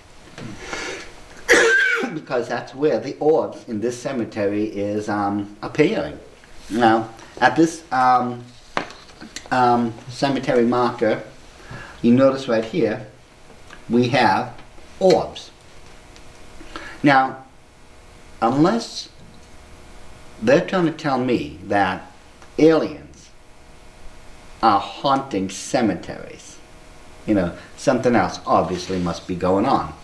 Because I was always told when I was growing up that it's, demons or ghosts or ghouls that haunt cemeteries and not aliens. There's no way that this could be an alien. I mean, unless, aliens are now, giving up on crop circles and decided to haunt cemeteries, that's ridiculous. But let's bring this a little further, okay? Excuse me. Here we have a haunted house, okay? This house is supposed to be haunted. And yet, look at the balls of light. You see these balls of light. Now, some of these balls of light, I will admit, can easily be dust particles captured on film, okay? But some of them are too solid, too perfectly round to be dust particles. Now, are these people going to try to convince me that these so-called aliens are now haunting castles? So, what's interesting is that In none of these photos, this haunted house or this gate or the castles, did I see one crop formation. I didn't see a crop formation on the ground. Mm-hmm. So, that being said, guess what? Those can't be alien beings then. Because according to what we're taught, alien beings, the balls of light, make these crop formations. The fact of the matter is, these aren't aliens. These are demons. Just as I said before, demonic forces are being unleashed at not just the stone circles, but haunted castles, supposedly haunted houses, and other places because of demonic forces. None of these so-called aliens are responsible for any of this stuff. They don't exist. There is absolutely nothing solid or concrete that any person can come up with right now that would say, aha, alien, definite flying saucer, definitely from an advanced civilization. It doesn't add up. None of that does. But we do know when we follow the biblical trail and the archaeological trail to what we've just seen, especially with these balls of light, and these supposedly are supposed to be ghosts and ghouls and demons, and they are demons. We know that these same balls of light have appeared at these stones, at these crop formations.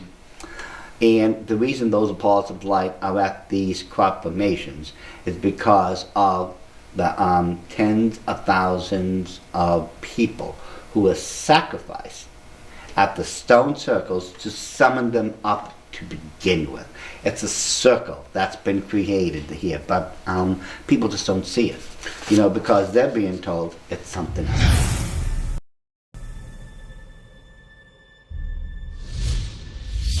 Now, what was going on here was that there was some very serious DNA manipulation going on. You see, we're talking about, we have a superior race known as the fallen angels, mated with a lower race known as female humans, and they created a hybrid race known as giants. Now, medically speaking, we know that the human body is built because of the double helix code, okay?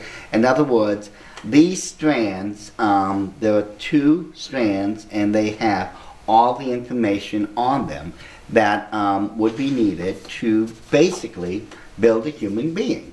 We see the two strands here, okay? This is why we call it a double helix, okay? And in between, we have base pairs to where we have the building blocks for the human body itself. Like we have adenine, thymine, guanine, cytosine, so on and so forth, and this here is where the sugar phosphate backbone of the DNA would be.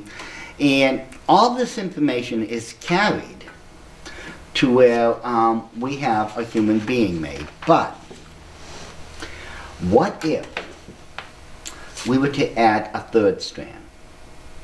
Now, first of all, is it possible?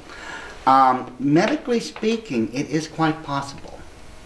And remember, as I just stated, this contains all the information necessary to build a human being.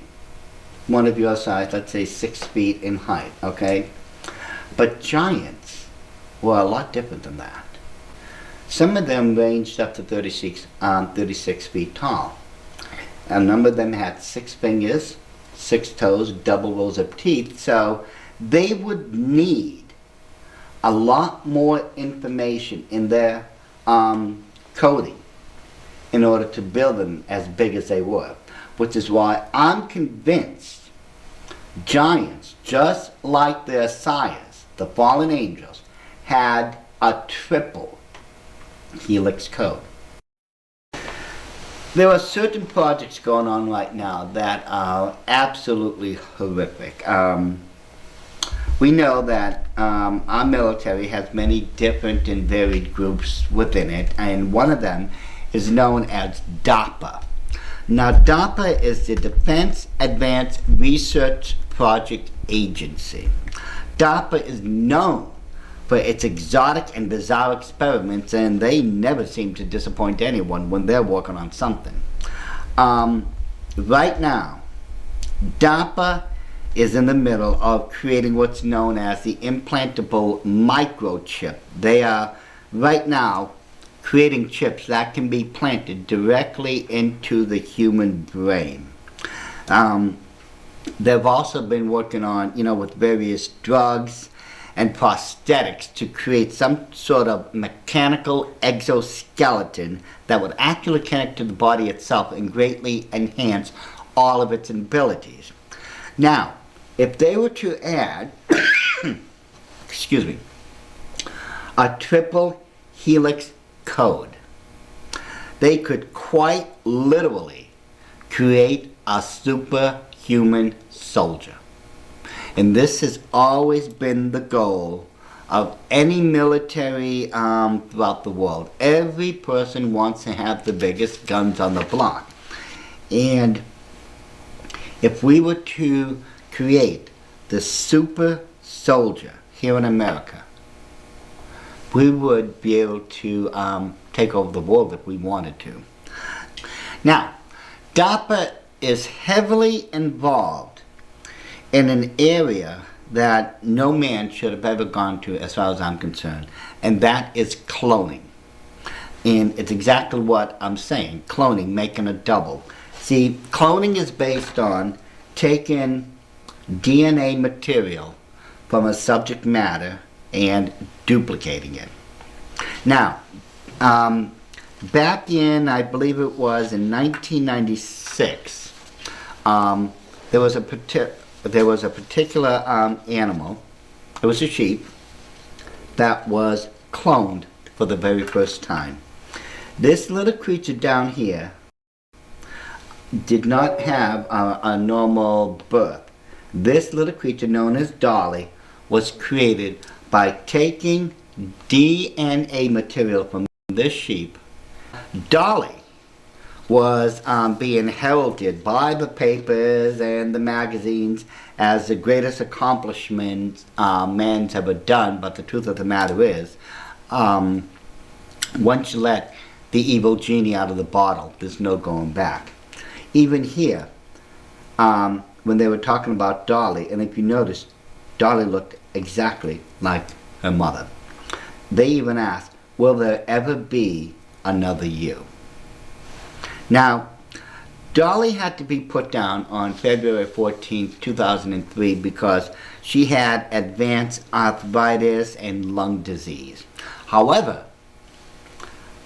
through genetics, Dolly didn't die. We just simply resurrect her and make more clones of Dolly. These people, these scientists, for all the advancement we have, I think they've gone God crazy. So why don't we take it to the next step? Why don't we just see what else we can do with DNA? Let's just push the envelope here, and that's what they did.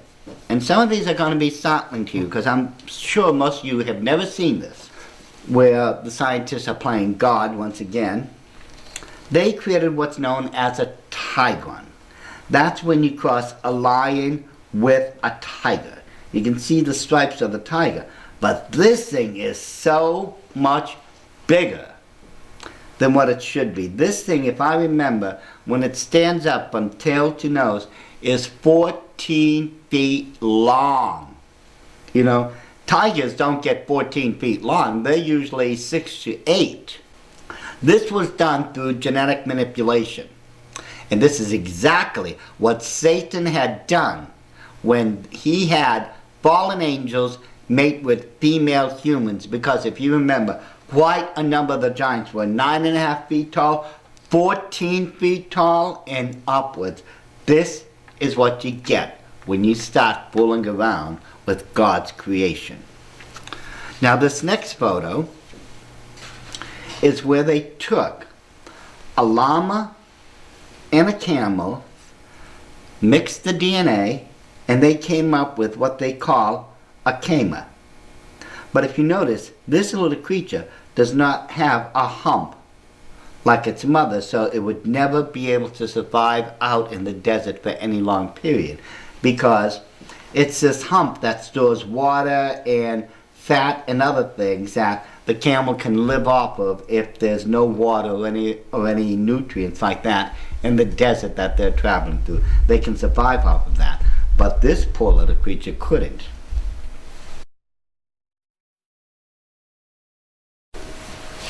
And in this last photo, what they did, they mixed the DNA of a male leopard with the female lion. This thing is called a leopon.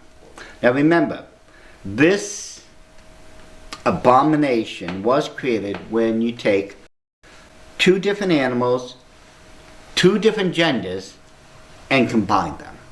And this is exactly what you ended up with, was what was known as a leopon. But remember, some of these animals, through genetic manipulation, just like with the fallen angels, came up with something a lot bigger than the original parents. So you're telling me, from all this, that we're now cloning creatures into new species? That's exactly what we're doing. I mean, we go back into the ancient stories, and you'll find these in the different myths, especially the occultic ones. When you do something like this, you come up with what's known as chimeras. They're not just one animal, they're a combination of two, maybe possibly three animals. But you'll find out that's exactly what they're known as. It's called a chimera. Sort of reminds you of the Book of Daniel and some of the creatures written in the Book of Daniel and Revelation. Oh, doesn't it? You know, and what if our scientists throughout the world end up making those creatures that you could find in during the tribulation period? You know, it would put a whole new slant on it. I would think so. You know, if we were the ones that did that.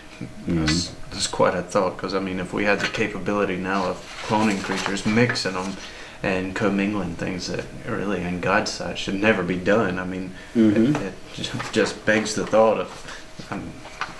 So, has something like this already happened, though? I mean, let's say, like, we see the double-headed figures. Is something in reality that's already been done? Can you give us some evidence of this? Well, we know that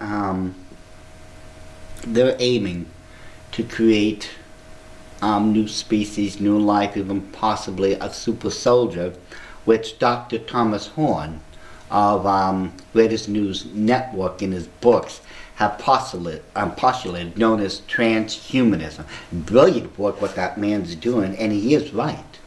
You know, we're pushing the envelope beyond anything that we should ever do. And I do have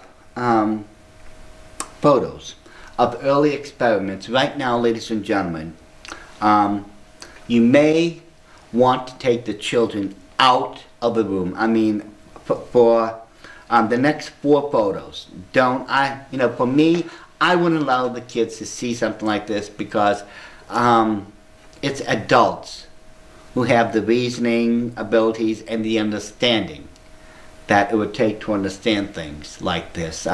These next 4 photos, this could give the kids nightmares. So if you want to, folks, pause it here and just send the kids out of the room, because, I've wrestled with the idea of showing these photos for a very long time, and I finally decided that even as perverse as these photos are, you need to be shown the physical evidence. You need to see it for yourself that what I've been showing you all along is the truth, and that it has been going on. So if you want to pause the tape here, take the little kids out, and then, start it again. Now, it was back in 1967 that a famous it was a Russian doctor known as Dr. Vladimir Demikov.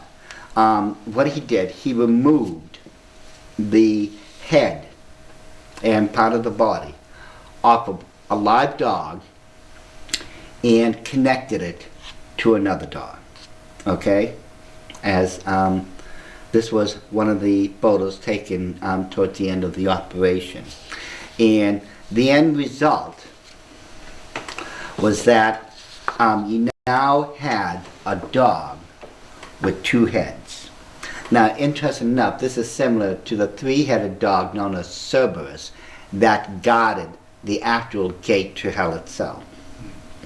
And now, accordingly, and if you take a good look, ladies and gentlemen, you can see here's the second head, part of the body, and there's one of its leg, and the other leg is on the other side. And of course, here's the regular dog, the German Shepherd. Now, from what I understand, the doctors throughout the world hail this as one of the greatest, creations since, the creation of chocolate. They thought this was absolutely phenomenal. But did it stop there? No. Knowing human nature and the level of perversion we're capable of, it did not end there. And again, ladies and gentlemen, don't let the kids see this next photo. They really don't need to see it. You're old enough and mature enough to handle this next photo. Don't let the kids see this next one, please. Now, what can only be described as science gone completely insane. There was a doctor known as Sergei Lukashenko, a Russian surgeon, who took the head of a dog, surgically removed him from his body. Now, and he created this apparatus here right now to actually keep this dog alive. Ladies and gentlemen, I've got the footage where the actual film, where they were testing this dog's responses to see if he was still alive, if it wasn't just brain function, but could he function. Now what they did, they banged something on the table and his ears responded. They started moving forward to try to, as if he was listening. They shined light in the dog's eyes, and sure enough, they started squinting. And then they put some citric acid right here along the sides of his mouth, and a second or two later, the dog's tongue came out and he was licking the side of his mouth, and they actually gave him a piece of cheese, and his mouth opened, he just started eating it. That dog was completely alive. I think there's one word that comes to mind, and that's just sick, or maybe twisted in a sense. But yeah, knowing that these scientists have these experiments alone, but how does this help create a super soldier? Well, there are two things on the very near horizon for all of us because of these twisted experiments. Now remember how I said giants have a triple helix code within their DNA construct? Yes. Okay. What if we were to add a triple helix or alter the two strands of our double helix code in our DNA in such a way, that we could add to them? We could actually create a new breed of human being by genetically modifying and enhancing our own structure. At this point, we could literally create a super soldier that had, super strength, super senses, such as the ability to specifically hear sounds from miles away, or if we breeded part of ourselves with cats, we could see in the dark, and other things. That's what they've actually been working on, is actually taking DNA strands from animals and applying it to us. But have we really reached the point yet where we can start cloning human beings? Yes. Here we have the ability to clone an animal. Okay, this dog is known as Snuppy. Okay, you can tell it is obviously a perfect clone. Snuppy here, I think, was 8 or 9 months old at this time. Now, here we have, interesting enough, our government, and let's face it, we're never gonna find out the vast majority of the truth that our own government is hiding from us. Let's be honest. We have to go to other sources. Now, if we look at just this old Time magazine cover, it has the cloning of human beings. Human cloning is closer than you think. Okay? Now this could be a nightmare. I mean, when I say a nightmare, I'm talking about what if we were able to gather enough genetic material off of, let's say, the skull cap of Adolf Hitler. We would be able to bring back the Fuhrer, for goodness sakes. Now, this is the cover story, right here. Now, they say human cloning is good because this is going to be good for couples who can't have a child. You know what? In my day and age, when I was a kid, when a couple couldn't have children through natural means, they went to the adoption center. There's plenty of kids out there who need a family, for goodness sake. Right. You don't have to go to this type of perversion. Right. Especially, with what they're going to be doing. And let me show you just how far this is going to get. In this European newspaper, back in 2009, there was a doctor who stated, I can clone a human being, and he was not lying. I'll get into this in a second. But what they're doing now, as I said, trying to splice and dice DNA together from animals and other creatures, to enhance the human condition to where, as Dr. Thomas Horn said, transhumanism. This photo, ladies and gentlemen, this is a genuine thing. This is going to shock you.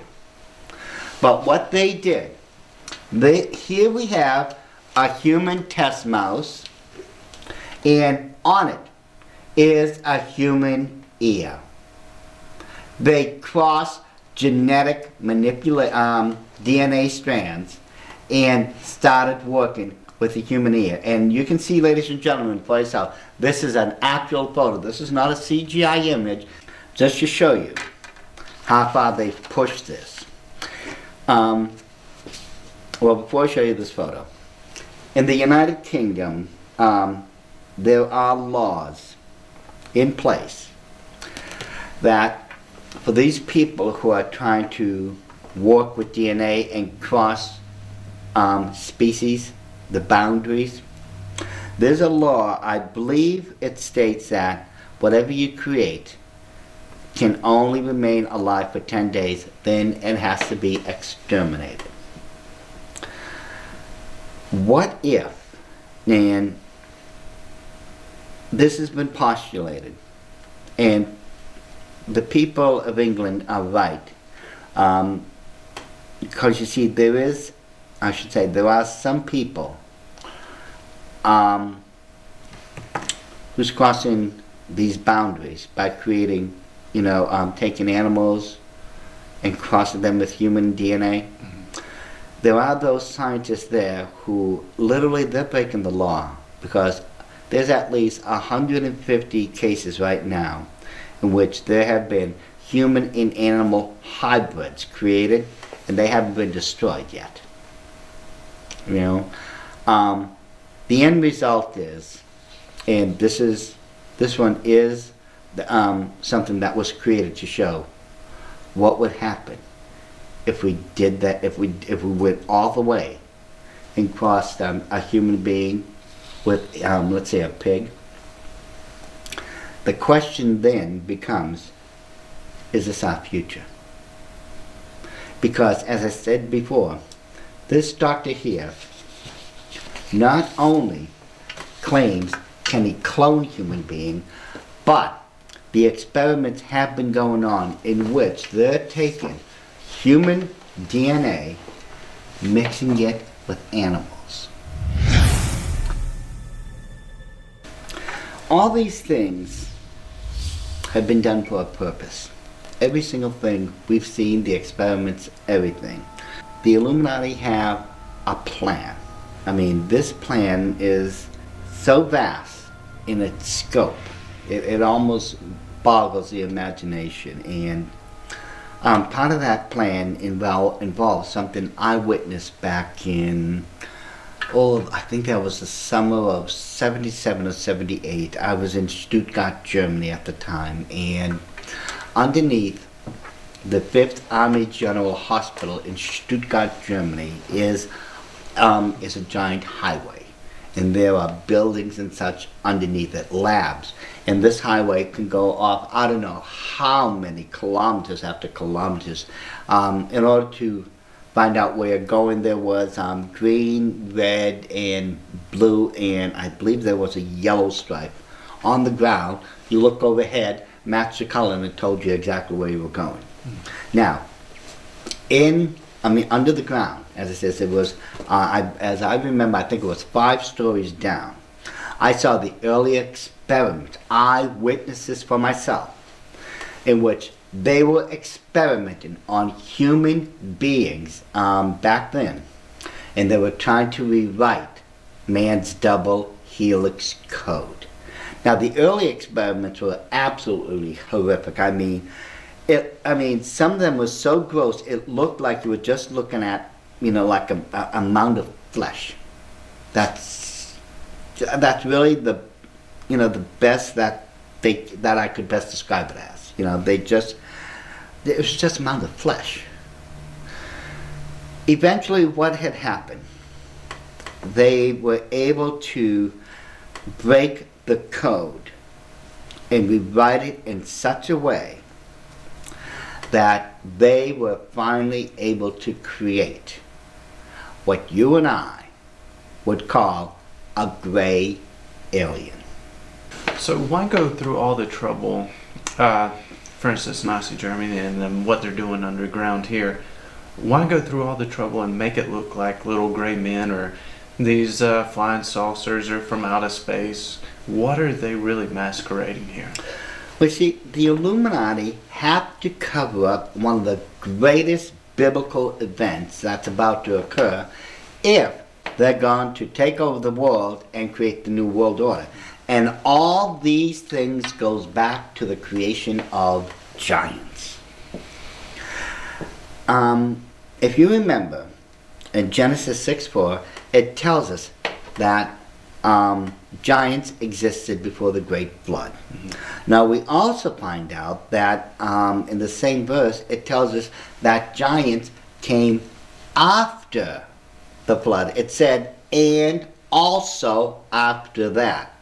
Now, it was Satan who first started this great DNA experiment, and when he crossbreed fallen angels with female humans. We know 4 major races of giants came about, and we know that in the land of Canaan there was somewhere around at least 1 million giants. Now, once the flood came, before that, it wiped all the giants out, but this was such a good thing as far as Satan was concerned. He wasn't going to let it go. He started the race of giants again. And the race of giants, as I said, was created through DNA manipulation. This is what I had seen at the 5th Army General Hospital in Stuttgart, Germany, underground, when they were creating their alien race, or the gray aliens. Remember, gray aliens are 4.5 feet tall, and this is what they were coming up with. Okay. I know a lot of our viewers are trying to put it together, but they don't quite understand what giants really have to do with aliens. Well, think about this. Giants was the first DNA experiment in all of history. That's what Satan was doing, was trying to take over the world. He couldn't take heaven, so he was going to take over the world. But God stopped him every time he did it with the giants. He destroyed all the giants at the flood. He had his children go in after a 40-year trek and cleaned out all of Canaan. Because you see, Canaan of all places, why there? Because had Satan been able to keep Canaan to himself with the giants, Christ, who would be born in that region of the world, would never have been born, because the giants would have had control of it. There would have been no one there and no place for Christ to have been born. Now, bring it up in time, since the giants were wiped out again, and Satan knows, try the giants again, God's going to destroy it again. No, let's go to the other spectrum now. Let's create the alien races. And this is where we have to pause it for a second, because when we go back to 1938, well, they came up with those experiments to see how society would react to such an invasion, right? Millions of people were frightened out of their minds, and as I said, if my memory is correct, people had committed suicide as a result. Okay? So, the mind experiment proved successful. People would be terrified of an alien invasion. Well, now let's create the UFOs. The one place they chose, the Illuminati, was Nazi Germany. Why? Because they had their puppet Adolf Hitler in place, who was espousing, for the first time in history, a new world order. The exact words of his puppets, of his masters, I should say, in the Illuminati. Okay, now let's bring it into American territory. The experiment's already successful. Let's bring these machines to America. Let's bring the scientists, thousands of them, to America to improve on this technology. Okay, let's get it to where we can actually create these machines that would fly even higher than the atmosphere. Okay, they brought it to that level. Now we've got to give the people, the drivers, the gray aliens. You see, let's think about this for a second. Throughout the 50s, 60s, 70s, 80s, we had green aliens, red aliens, tall aliens, short aliens, some with scales, some without scales, some with big eyes, some with small eyes, some with hair, some without hair. I mean, we had more aliens than anything I knew what to do with. Something's happened, though. Have you noticed that since the mid-80s, we've only had one type of alien now? That's the gray alien. 4.5 feet tall, small ears, big bulging black eyes, a tiny nose, tiny mouth, no hair, and absolutely skinny. What happened to all the other races? Did they just suddenly decide that Earth wasn't good enough for them? Oh, let all the other alien civilization and all the different type of aliens just take off? No. Again, that was demons. That's all it was demonic manipulation at that point. Now we have a physical being that they have created through genetic manipulation. A 4.5 foot tall gray being that we call an alien. And all these things were done for one reason, and only one reason: to cover up the rapture. Now think about this, ladies and gentlemen. How do you explain the sudden vanishing, disappearance, or whatever you want to call it, of tens of millions of people around the earth? How do you explain it all away? Well, this is where I remember parts of their plans from ages ago. You see, what if right after the rapture happens, these so-called motherships start surrounding the earth? Now they will not really be motherships.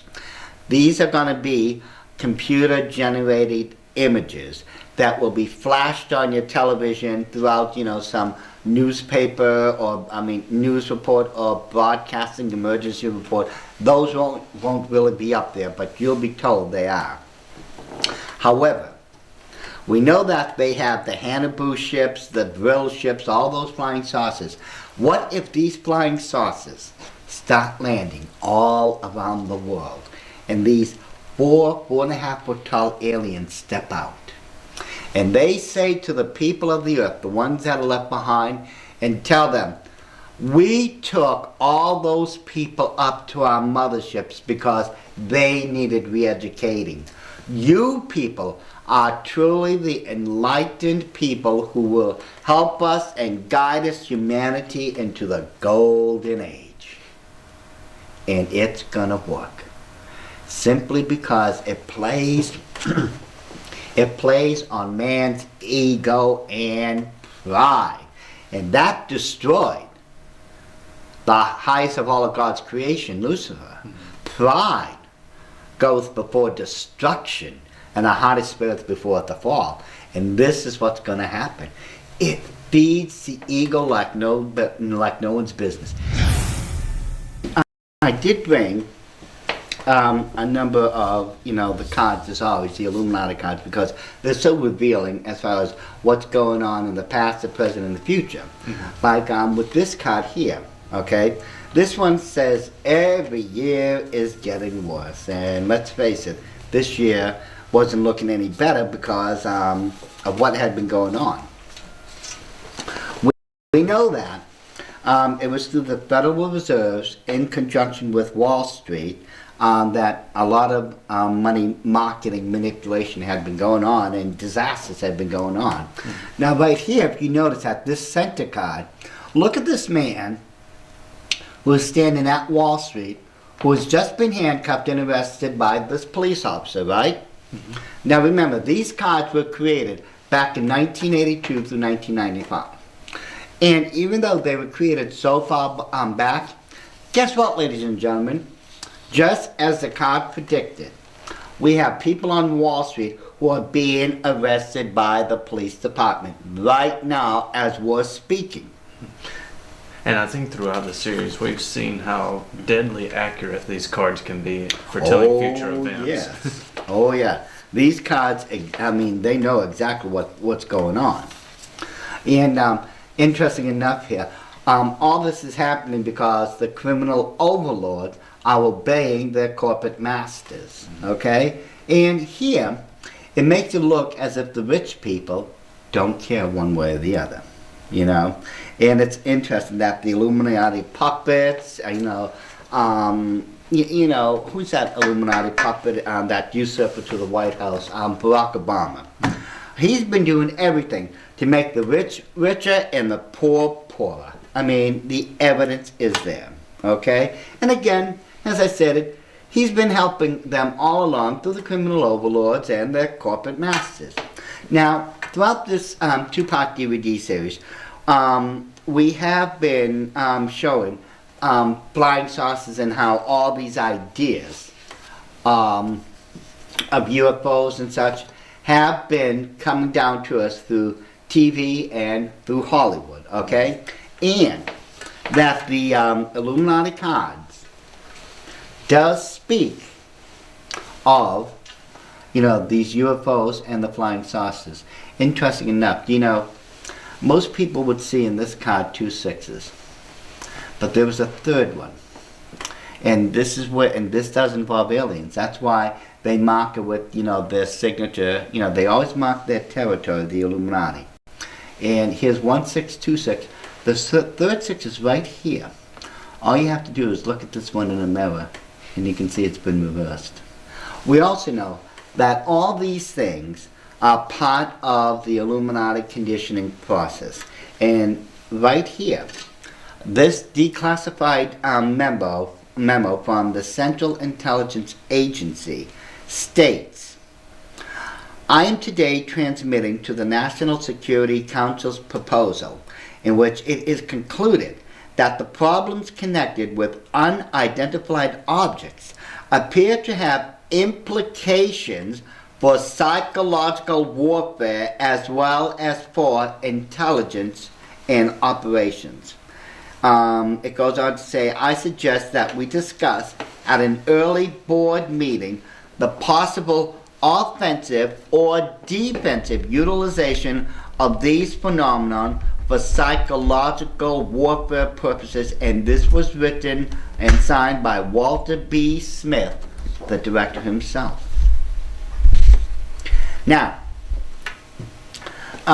there are and has been, quite a number of conditioning programs going on, and that it is through, various demonic beings and such that crop circles and such have been formed.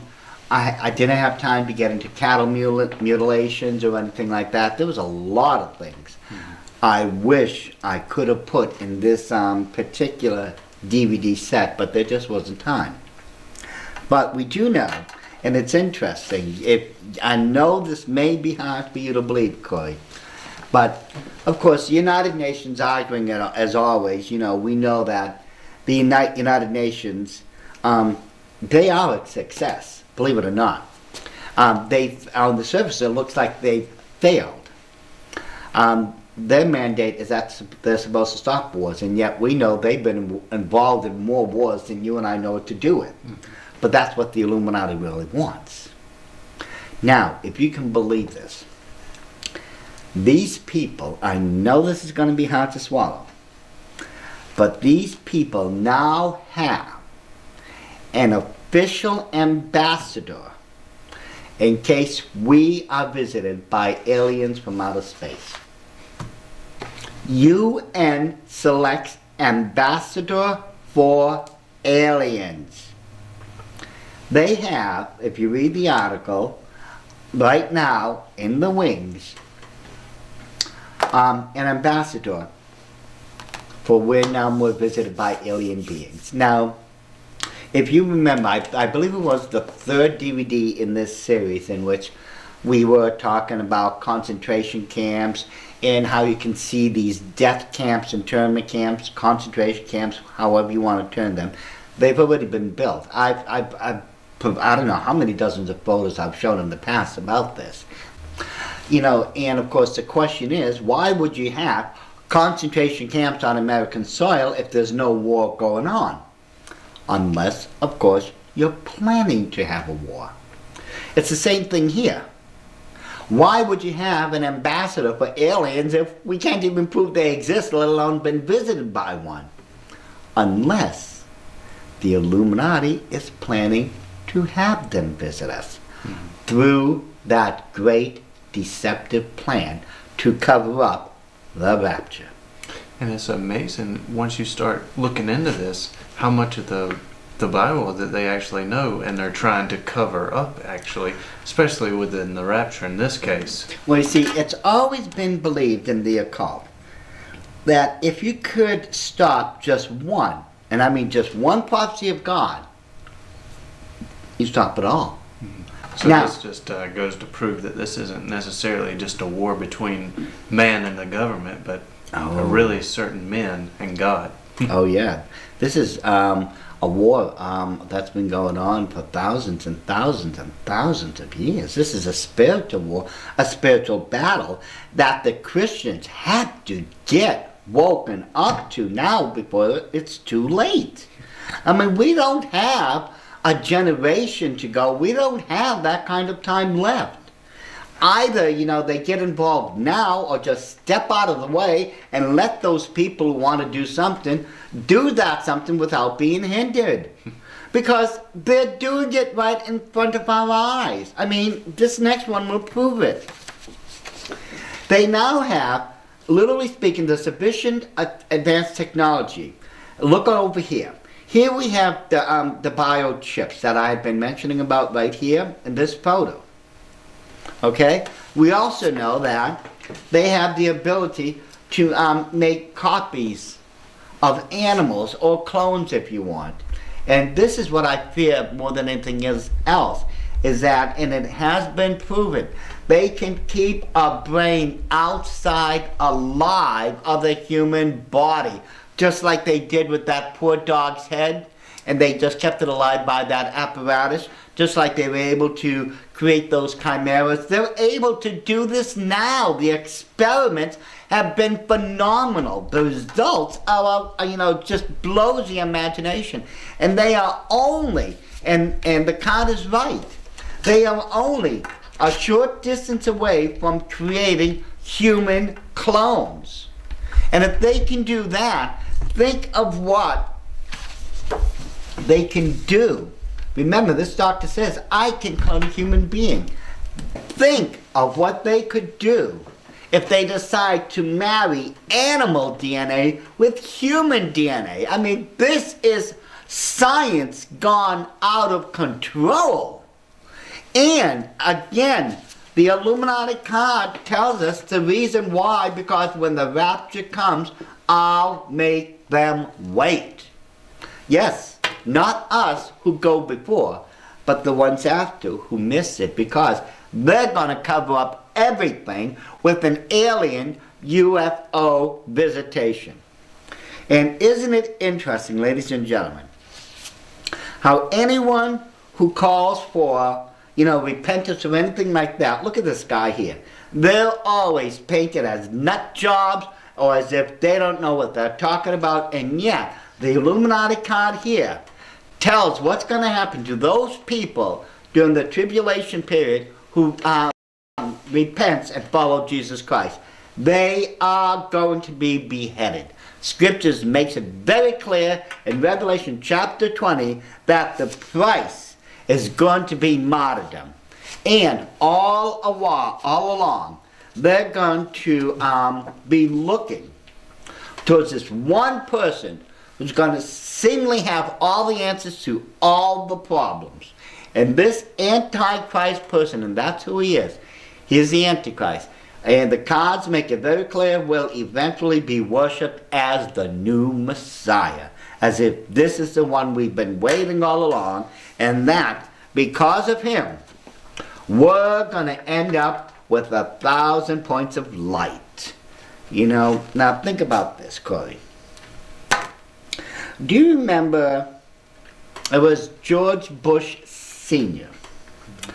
When he was a president, he was standing before Congress, and he was saying all these promises and all this, and he was calling for 1,000 points of light. Well, what people don't know is that when George Bush was calling for 1,000 years of light, 1,000 points of light, he was calling for 1,000-year reign, or 1,000-year illumination of Lucifer.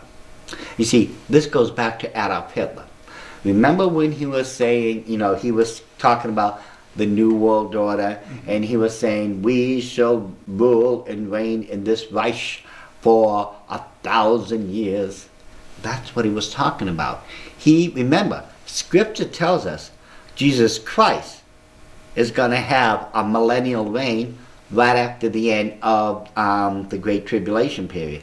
Christ is going to have the 1,000 millennial reign. Yet, the enemy believes that they're going to be victorious and they're going to have their 1,000-year reign. So that's why they're so gung-ho on just trying to destroy one prophecy. I guess through their mind's eye, if they can destroy one prophecy, their God, Lucifer, can reign 1,000 years besides the one true Lord and Savior, Jesus Christ. Exactly. And you see, they're already trying to twist and distort the true meaning to the rapture. You and I both know that there's a biblical pattern, and you folks may not agree with it, but I will tell you right now, go to the end of DVD 8, and you'll be able to see all the information for yourself. But the scriptures scream of a biblical pattern, and I mean there is a pattern from the book of Genesis to the very last book in the book of Revelation, that the rapture has to be pre-tribulation. It has to be.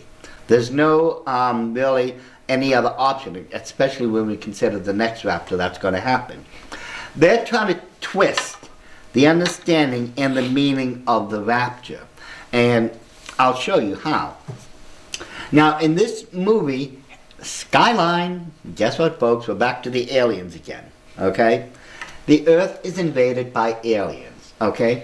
And if you look very carefully at these little like black dots, those aren't dots. Those are human beings being taken away off the earth.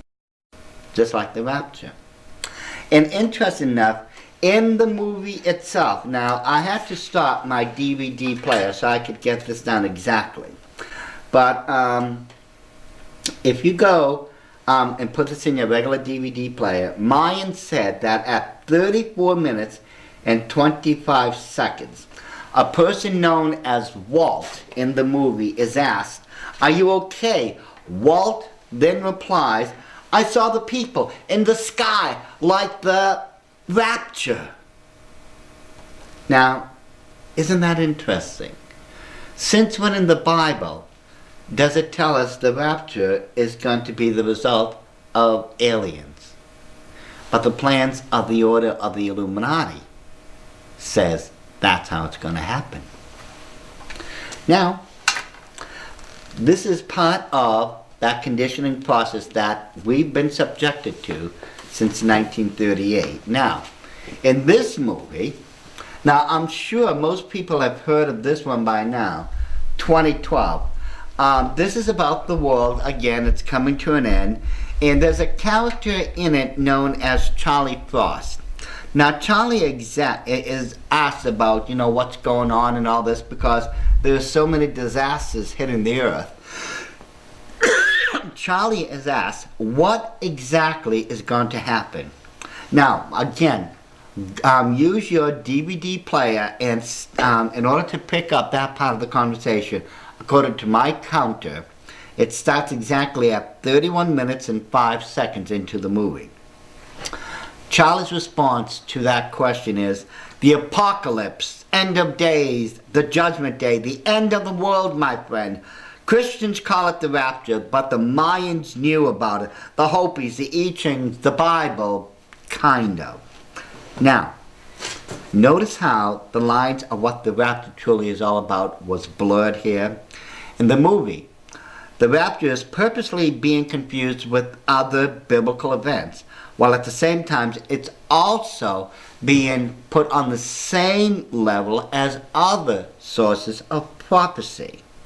Remember, Charlie Frost, when he was talking about the validity of the Bible and the understanding of what was going on, he said, kind of.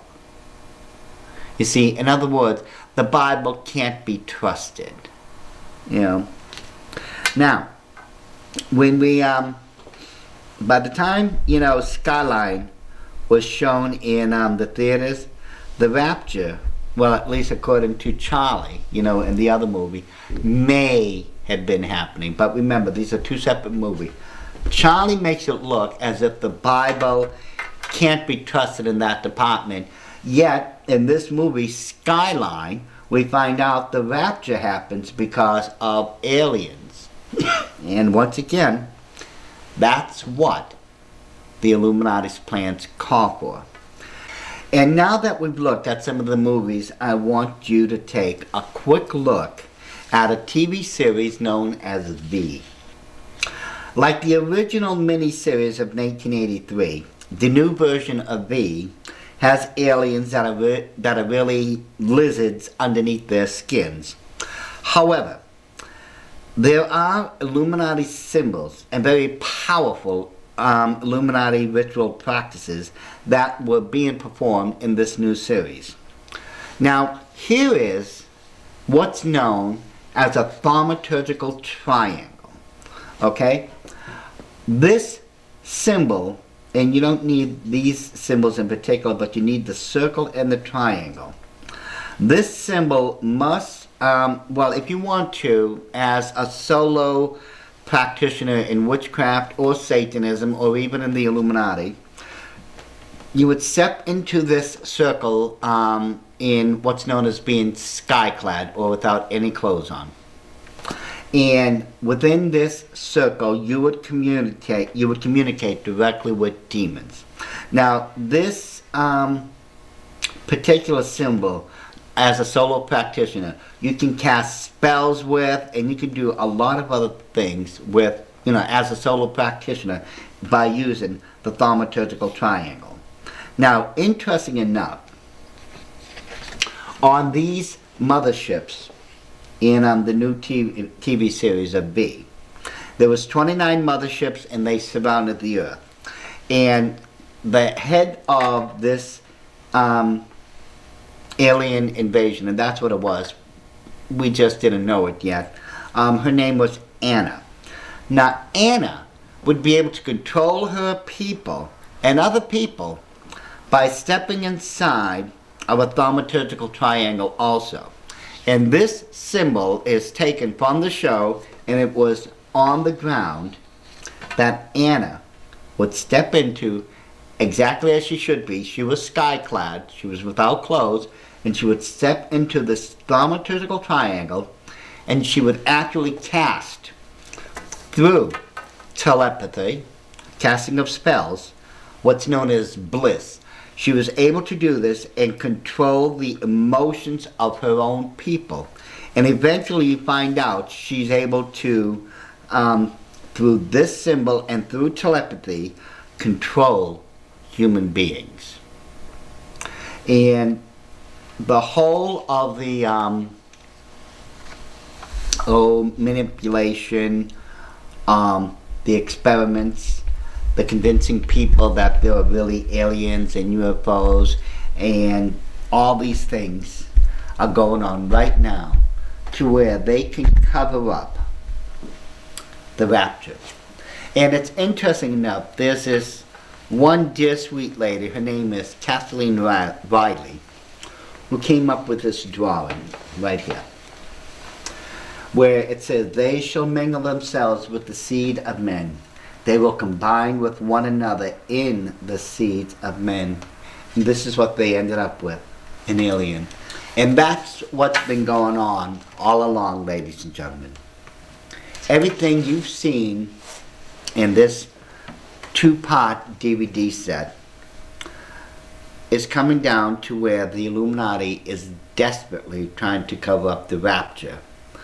All this began, yes, way ago, back in Genesis 6:4, when Lucifer, who's now known as Satan, first started manipulating man's DNA to create a new race known as giants, to where he could take over the earth and hopefully prevent the prophecy of God from coming to pass.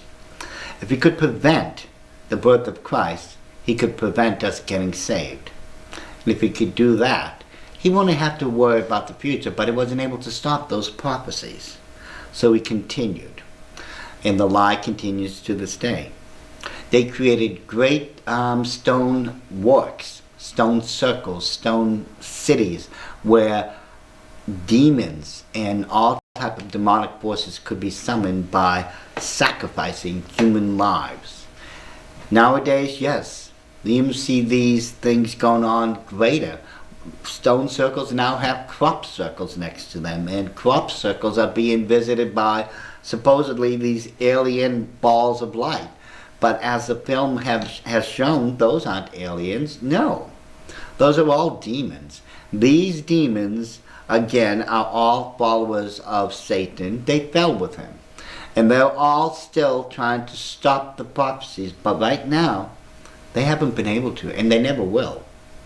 The best they can hope for, and they've been trying it, the Illuminati has been working on this plan for 75 years to cover up the rapture by claiming we're being visited by aliens, and that we, the ones who will be raptured at that time, were taken aboard their mothership, so that everyone on the earth will fall for the lie and follow that Antichrist figure and Satan all the way to hell. And that's the truth of what's going on. We've got to wake up, ladies and gentlemen, to the truth of what's going on with aliens, UFO, and the Antichrist before it's too late. I just want to thank you, Doc, for putting all this marvelous information together. And And thank you for being patient and sorting all this information out, and I hope it's been a blessing to you. But even all this marvelous information is secondary to the question is, where are you going to spend eternity? And you know, we see throughout all this presentation, there's a battle going on, and Revelation 22 makes it clear who the winner is going to be, and that's God. And all the attempts of Satan here is in vain, and you might as well get on the winning side. So, and just turn from your sins, repent, and trust in Jesus to save you. And that's all you need to do. And I just want to thank you, and I hope email us if you have any questions about salvation or aliens or demons, or you just want to get in contact with one of us. Just go it's at creationmessage.com or creationmessage@gmail.com if you want to email us with any kind of questions. And I hope this presentation's been a blessing to you. Thank you.